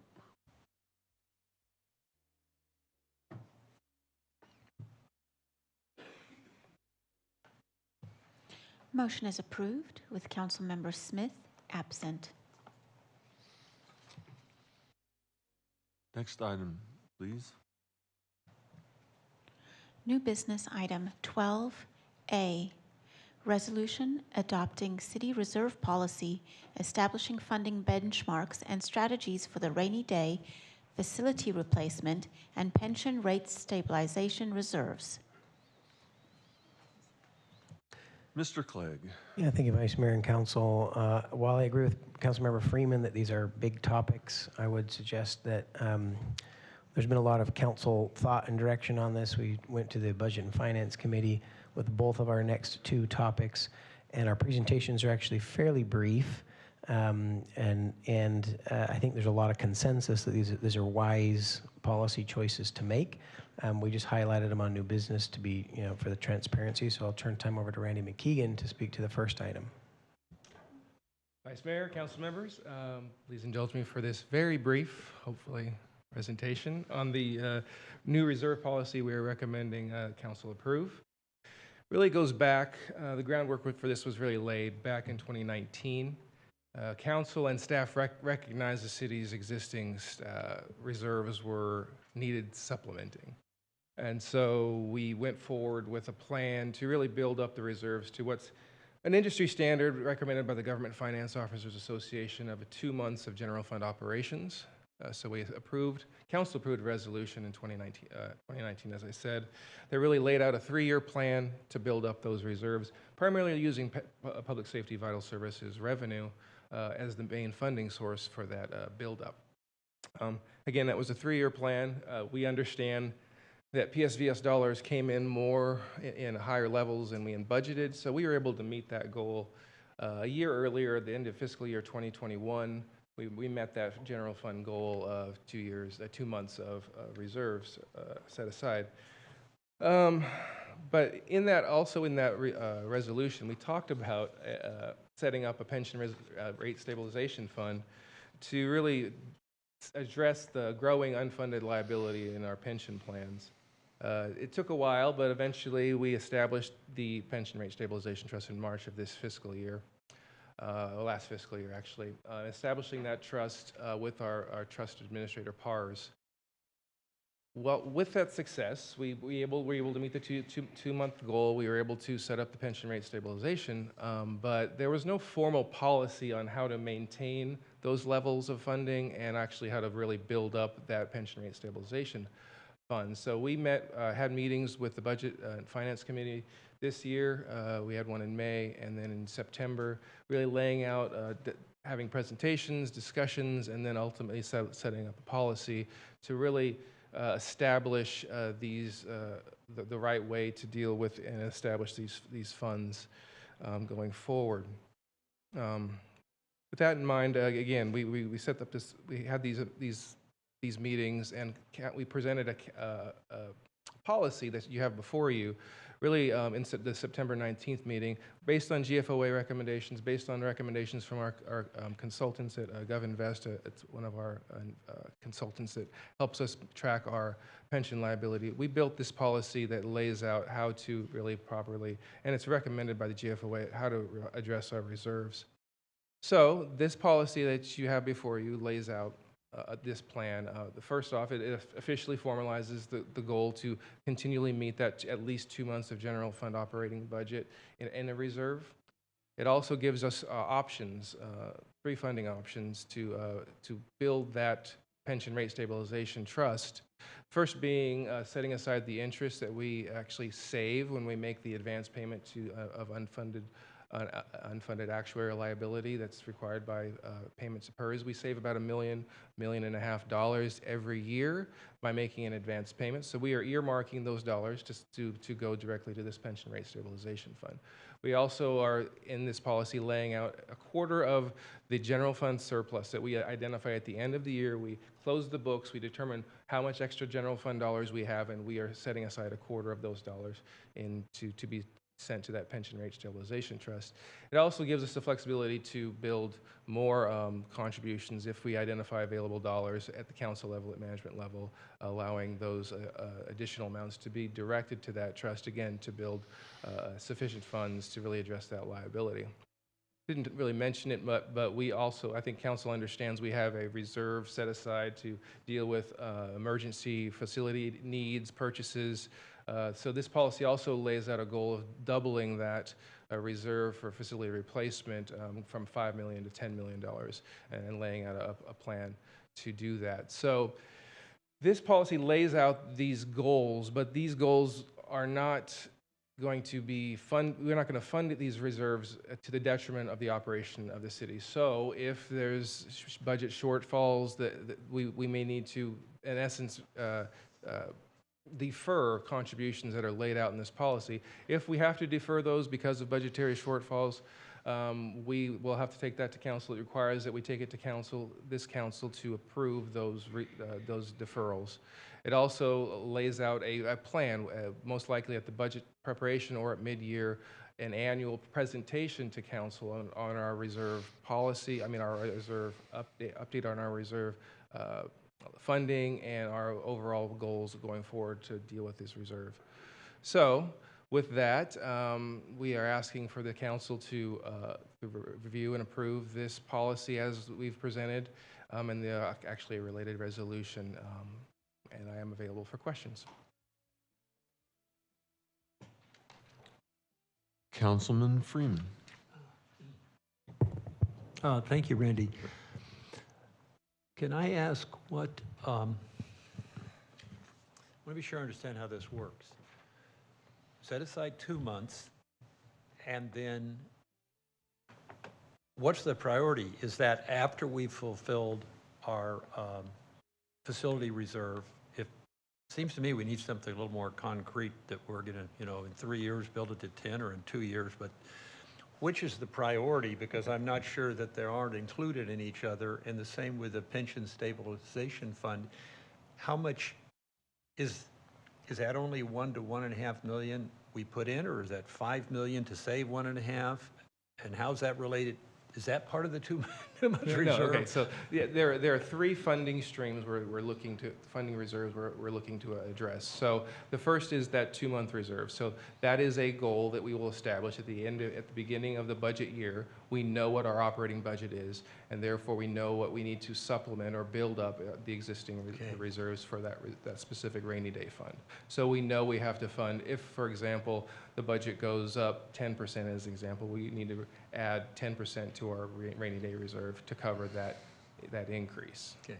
And then we have a second funding option for the pension rate stabilization. So that $1.5 million, that's an amount that we always generate. So we are earmarking that to go directly to the pension rate stabilization fund. Okay. So that's a separate stream. It has nothing to, it's not connected back to the rainy day reserve. And there's also the additional amount of setting a quarter of our identified general fund surpluses, and that will be directed again to the pension rate stabilization fund.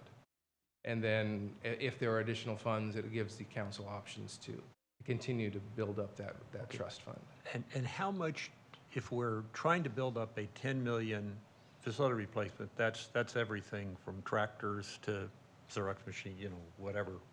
Is that not, is that we're on a large capital? It's machines large or what? CIP and emergency repairs and those types of things. So Okay. it's really not related to equipment. It's really related to major infrastructure. And how issues we're much building. how much do we spend on those items in a typical year?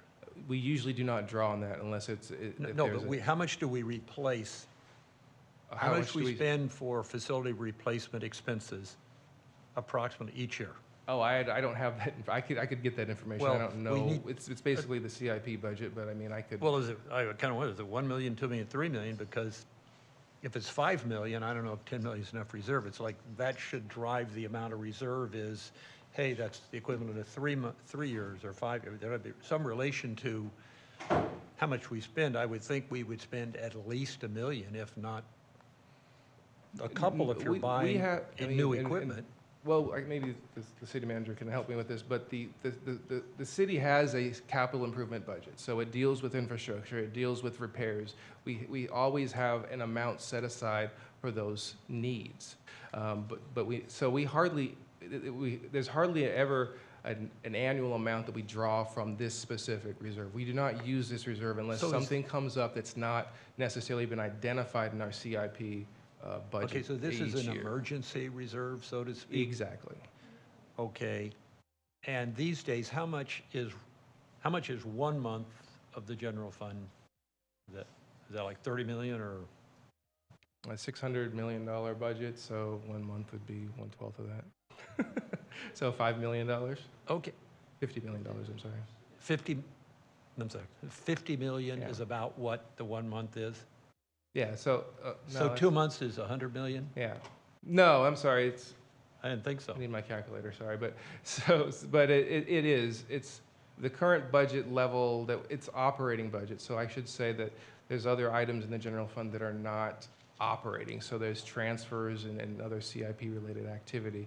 So the actual budget amounts to about $40 million right now of what we need in a reserve. Is 40 million 2 months? So 20 million is 1 operating. month? Yeah. Okay. And then we try to get another 10 million. So in all, we want to have 50 million, 40 plus the 10 for the facility reserve. Well, the facility reserve already has $5 million set aside. Okay, we're trying to build it up to have Yeah. about 50 million. Okay. Well, that's better than nothing. I've been arguing for 3 years to no avail that we should be trying to build ourselves to 6 months, even if it took us 6 years to get there, because when the recession hits, I said this 3 years ago, you're going to need it. And now we may be looking at a recession, and the city that spends this much money, we still, I think, have a inadequate reserve.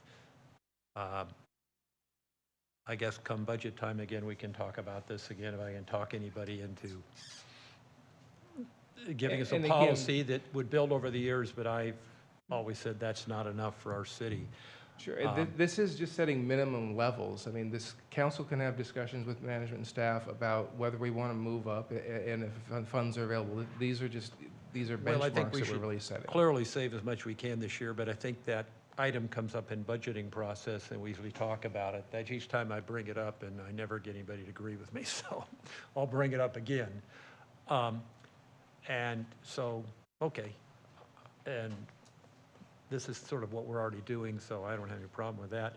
But I would like us to come back, maybe this is a direction to staff, and maybe it goes through the Budget and Finance Committee, not mine, but what constitutes the criteria for dipping into our rainy day reserve?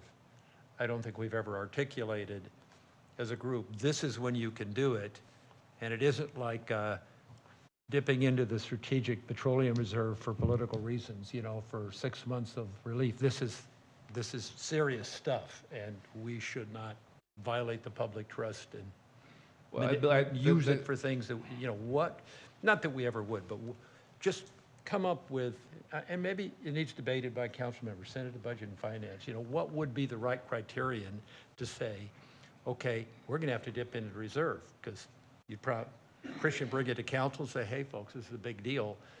This was the criteria. So we'd have to settle it tonight, but I ask that you bring that back. Absolutely, and the policy does lay out that any draws from the reserves have to be presented to council. Okay. So it would be discussed. Okay. Yeah. Very good. Those are my remarks. Seeing no other, apparently Ms. Gray would like to speak.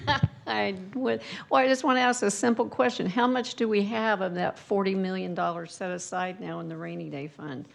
We talked about the numbers, but we don't know where we are. I'm sorry, it's $49 million currently. So that would be, that's 6 months reserve. But again, at mid-year, we're going to have to supplement that. So we currently have $49 million in the rainy day reserves, but that's not equal to 2 months. So at the mid-year, we're going to be having to present an item to council to really get it up to that 2 months reserve, which is about another $5 million. Okay. So right now we have $49 million. So we're almost there. Yeah. Because earlier you said it was $20 million a month. It's $25 million. $25 million a month. Yeah. Okay. All right, thank you. And if I could just, Councilmember Gray, we were already meeting the goal. We met it early, but because the revenues went up, now we just need to bump up the reserves also. Yeah. So it's going to be a moving target. Every year we're going to have to address the needs as the budget, general fund budget changes.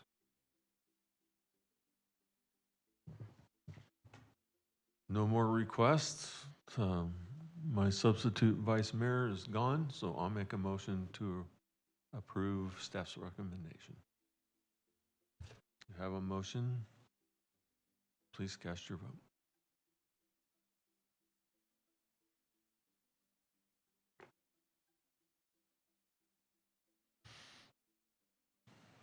Motion is approved with Councilmember Smith and Councilmember Parlier absent.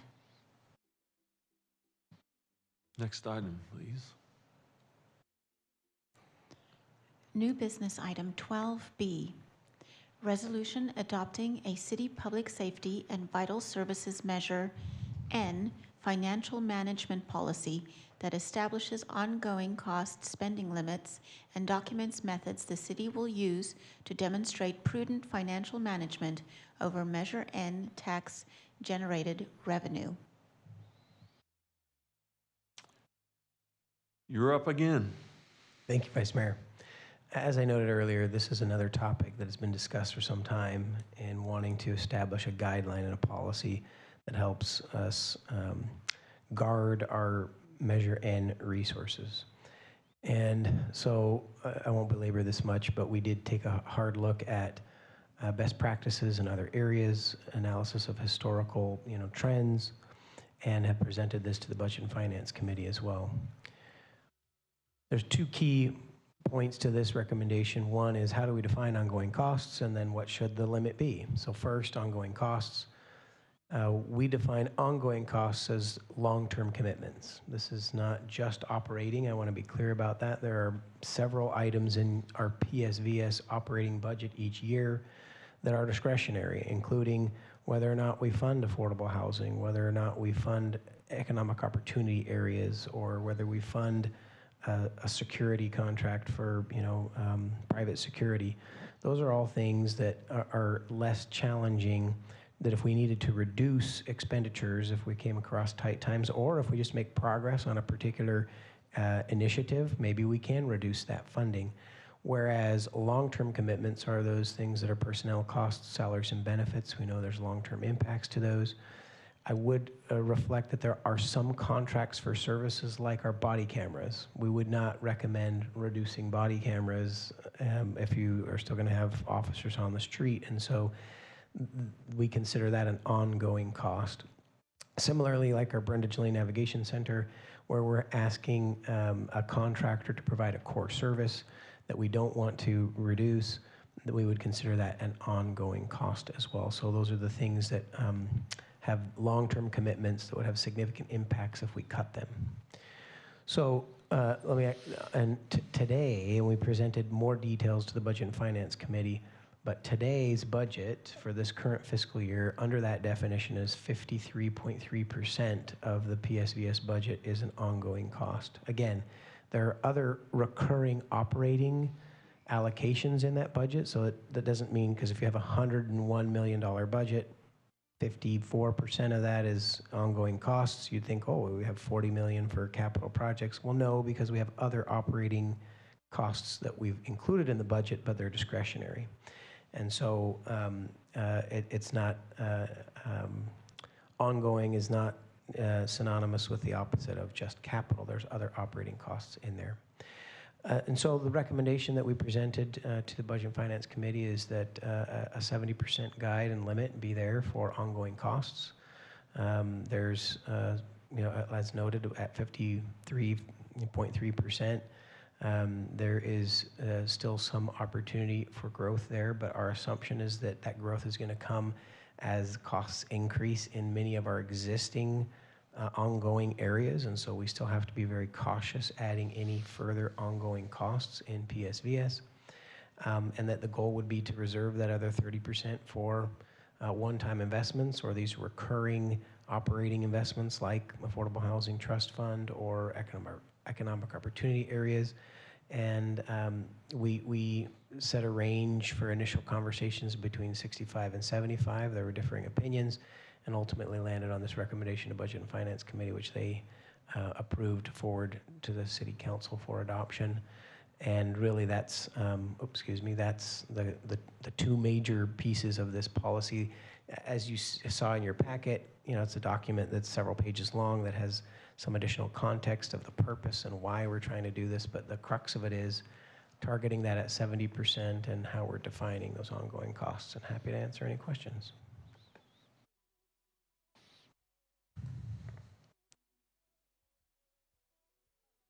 Councilmember Freeman? Everybody's talking, tired of hearing me talking, but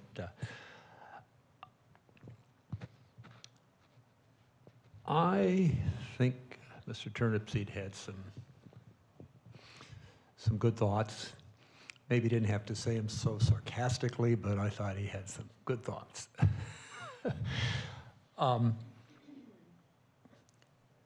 When we set, right now we're spending 53%. When we say we've set a guideline, 70, over time, my experience is that'll become the law and costs will float up and people, well, we're within budget and guidelines because we said 70%. People will forget, well, that was the outer limit, not the, the max if things really got out of hand. So I'm going to think this through a little bit. I'm not sure why we set it so high, except that we have so many ongoing costs, police, homeless services that are overwhelming us, and we know are going to continue to cost a lot. As much as we have trouble saying we got 21,000 per person, and we're actually trying to shelter more people, and it's the #1 issue with the public. Crime, homelessness, I would say, is a bigger issue with the public than crime. I got a call coming down here this morning, you know, another homeless guy at the whatever assisted living county office on Trucks and Business Park was out threatening everybody this morning, and I mean, really, I've seen this happen. It is a real terrorizing the public. They're scared to death, and you know, call the police. They're understaffed. 30 minutes, they don't show up. They get a text. We'll be there in another 30 minutes. Then they get a text that we don't have time to come at all. And this is when people are being terrorized. They think something's getting violent. Well, I know people now are not walking the bike path anymore. The homeless are coming out of the river, and it's more women than men, but a lot of women do walking groups there. They can't come out anymore. They're too afraid. I know them. They just won't even go anymore. It's that bad. And so their perception is it's not safe at all. And they're not worried about a gang member accosting them. They're 10 times more worried about a homeless person accosting them. So if you ask the public what's our #1 problem, I think they'd say homelessness. For us, it's a priority. I know we're going to spend a lot more money, but I still don't like setting this line saying 70 is okay. If we had some modification that said, you know, a guideline of,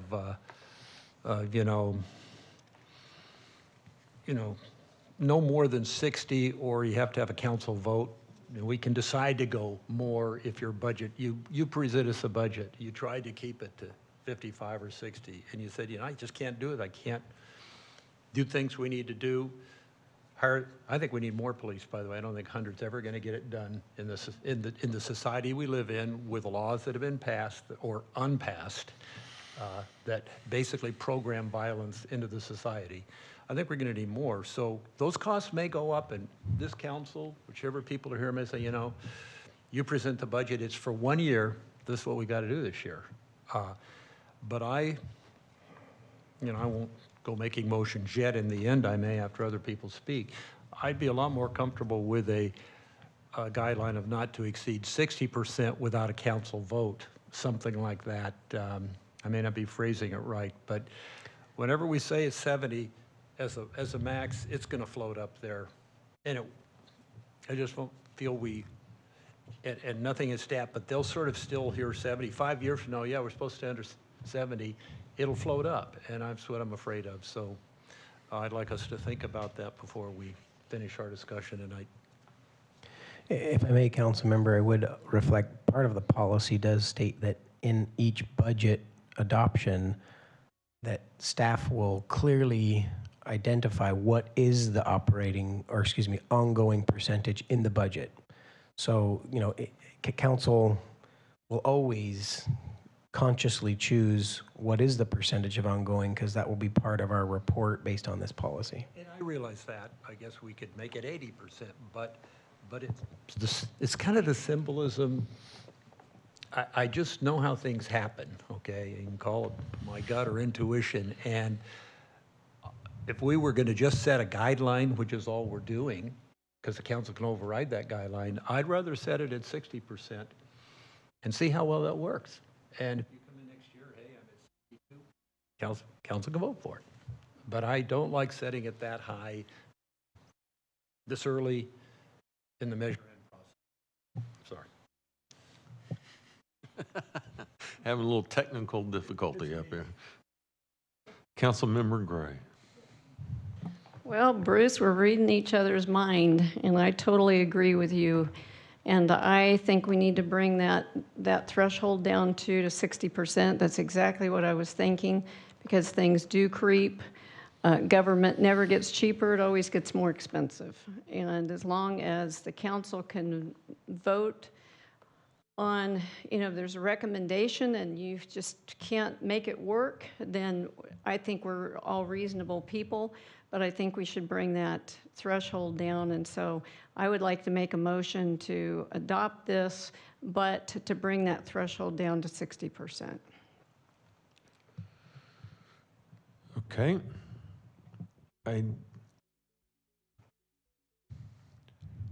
think we need to demonstrate what it is we're talking about, because we have absolute ongoing costs at 53%, correct? Correct. And we have costs that will continue. That puts us close to 66, 67%? Correct. We had, when you include the other operating costs, it's about 66. So we've already committed to over the 60% mark. What? The different, okay, the difference, as my understanding is, the difference is salaries, benefits, and such are definitely ongoing costs. Okay? But extra security in one part of the ward is a good thing, and it's doing a good job, and it's very necessary, but it's not an ongoing cost. It's a contract by contract, and we can end the contract or whatever we want to do. But the point of all this is we're already at 66%. So unless we want to start piling back right now. I thought we said 53. You're saying we're Yep. 66? If I can, may I, We're Vice not Mayor? really Yes. 53? Well, maybe Christian can explain this better. So 53% is salaries, benefits, BLNC, operating contract, and key technology subscriptions like body cameras. Non-capital costs. Not non-capital, but there are also other operating non-capital costs. So the 53% is what I just mentioned. But there's other costs like we fund EOAs every year. We've been funding the Affordable Housing Trust Fund every year. We've been funding redevelopment dollars to acquire properties downtown every year. Why aren't those capital costs?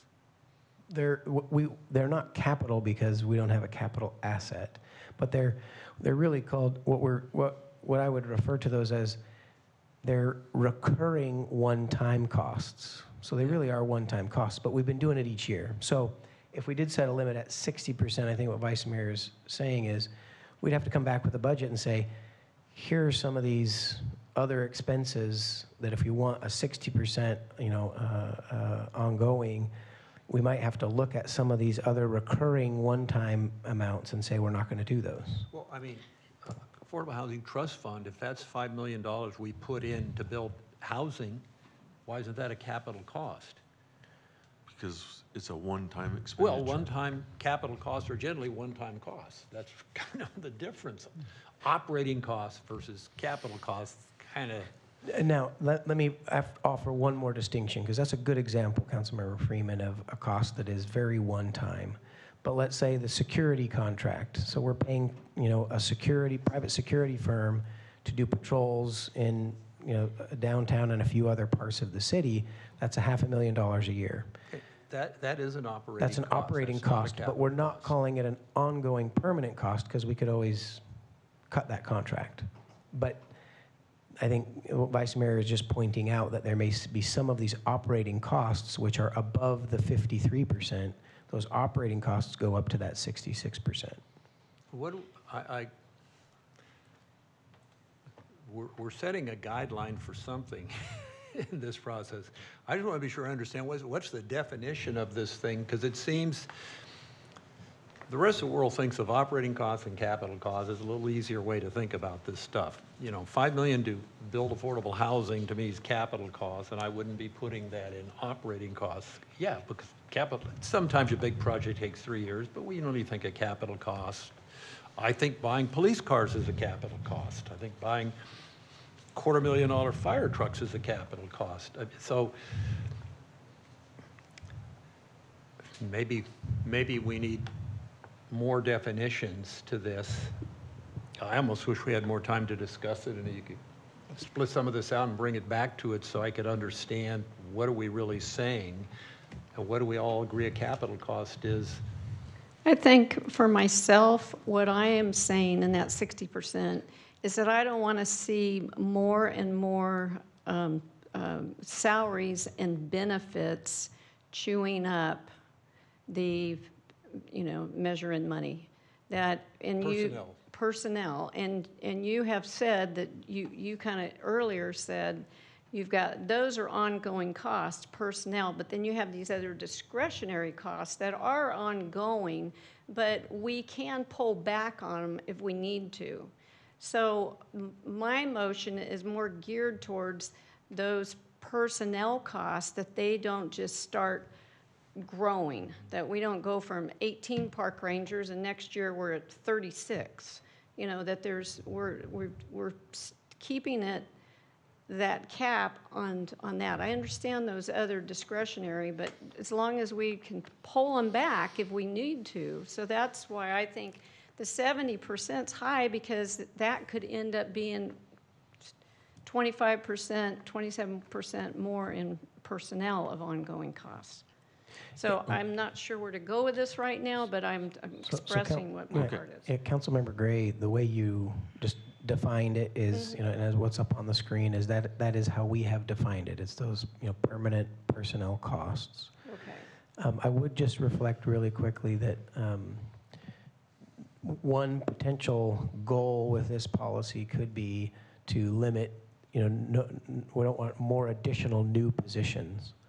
But an unintended consequence may be, because we have about 326 employees under the Public Safety Vital Services measure, those costs for those individuals are going to increase over time. And so we may be at a point where that's getting up against that 60%, particularly as we're contemplating classification and compensation results.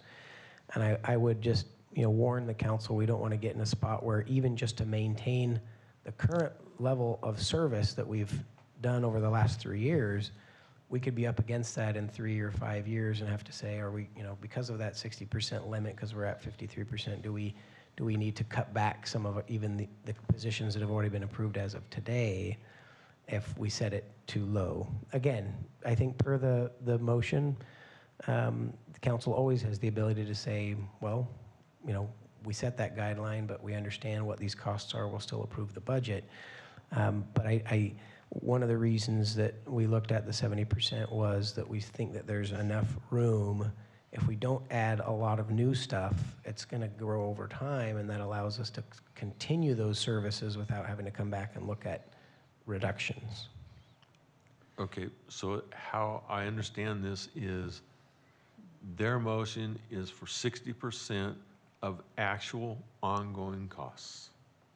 Correct. And the other things, they're not ongoing, so we could one-time them to death for years. Correct? Correct. Well, it was sort of personnel and related. No, I'm talking ongoing costs, personnel and related. Yeah, recurring. Not recurring. Not one time. Not recurring. Excluding one time. Okay? I don't know how I can make this clearer. Maybe I'm just not on the same link, but if we have a 60% line in salaries, benefits, and normal cost of hiring people stay below that 60%, everybody's happy. Well, that's where we were coming from. Okay, that's fine. Okay, Councilmember Gonzalez. I've confused everybody. Well, I was going to try to help, but maybe I won't. Okay. But just so that I'm clear, and I want to make sure the public is clear as well, whoever may be listening. The ongoing costs, as it's written here, are defined as those costs that represent a long-term commitment of 20 years, and they would have significant impacts on core services if those services were reduced, and as a result would be the last budget cuts that would be recommended by staff. What we're really trying to do here is prevent ourselves from overcommitting this year or near years future allocations of measure N funding. And we don't want to go beyond that. The reason why we can't necessarily call it personnel cost exclusively is because there are some commitments we have made already that are long-term, that are not necessarily personnel related. BLNT, for example, is a commitment we have made.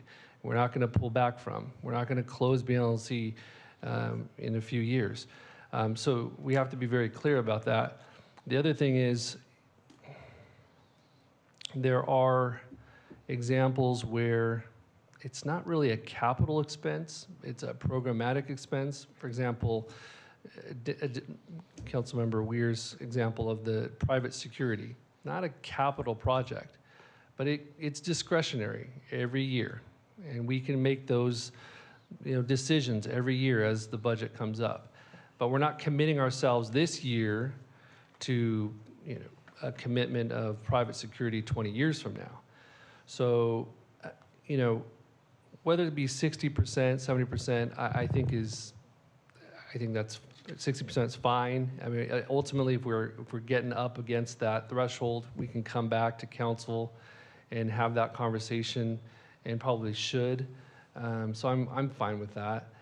But I just want us to be clear of what we're doing here and the reason why we had to use these definitions of ongoing costs. Since we're talking, Yeah. so the navigation is a good example. And since it's subcontracted out for the most part, we're just setting guidelines, okay? We don't even have to do this. So, right. But if we're going to set a guideline, I can see personnel and related, the way Patty was defining it, and not to exceed 60 on those and not to exceed 70 when we throw in the other costs the way Christian was asking for in the first place. And again, they're guidelines which we can override ourselves, but if we're setting guidelines, I'd be comfortable with saying, now you add in the navigation, you add in these other things, not to exceed 70, but as far as sort of permanent personnel, people on our payroll, that's what we're, the growth of, quote, government employees and pensions and all these other things that we say 60's our guideline not to exceed. Okay, I think everybody at the dais at this point has agreed to the 60%. And that was your motion. And we have a motion, and now it's time to vote. With her definition of personnel costs. Is that a revised motion with your definition of ongoing cost of personnel? Why don't you state it for everybody? Her motion deals with actual living, breathing, ongoing costs that we need to sustain programs that we have in place. It does not include extra private security. It does not approve or include items such as that. It is ongoing, actual ongoing costs. And the fact that we have invested so much money in the shelter tells me that we have a capital asset there, and to not fund that is a tremendous waste. Oh, no, I'm not saying that. No, I'm just saying, okay. I don't think we should confuse that, because that is an actual capital asset, and to not utilize that is a tremendous waste of funds. So that, to me, is a capital asset, and it should be in that 60% thing. But the other things that we say, no, we just can't afford this anymore, and we just throw them out, those are not part of the 60%. Are we already over the 60%? No, we're at 53. Including the navigation center? Yes, including the navigation. And the body cams. Okay, then that helps me understand. And the body cams, right? Correct. Okay. And trust me, I'm very interested in finishing this item. Tonight? Yes.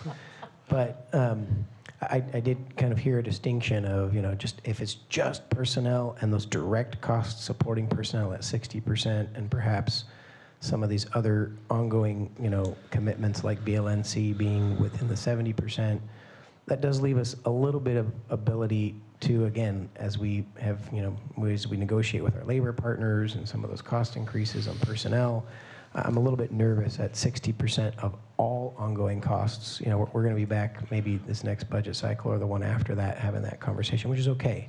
Okay, are you saying all ongoing costs as not including the discretionary things that we have in measuring the budget? I was going to make the distinction that if the goal of the 60% really is about personnel, then we could state it's just personnel and their direct supportive costs like body cams. So I'm going to make a motion, because I still have the floor, Vice Mayor, if I may. Okay, that was a long time ago. Another one.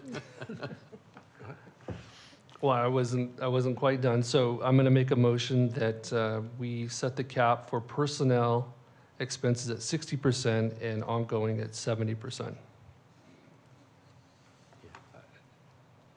It's not perfect, but it's better than where we were. Is everybody okay with that? Yeah. Okay, you have a motion. Please cast your vote.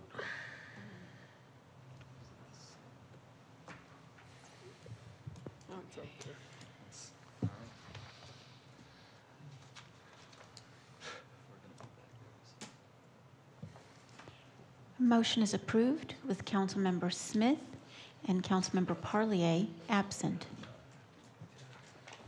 Okay, next item, mayor and council statements. Does anybody have a statement to make before we leave?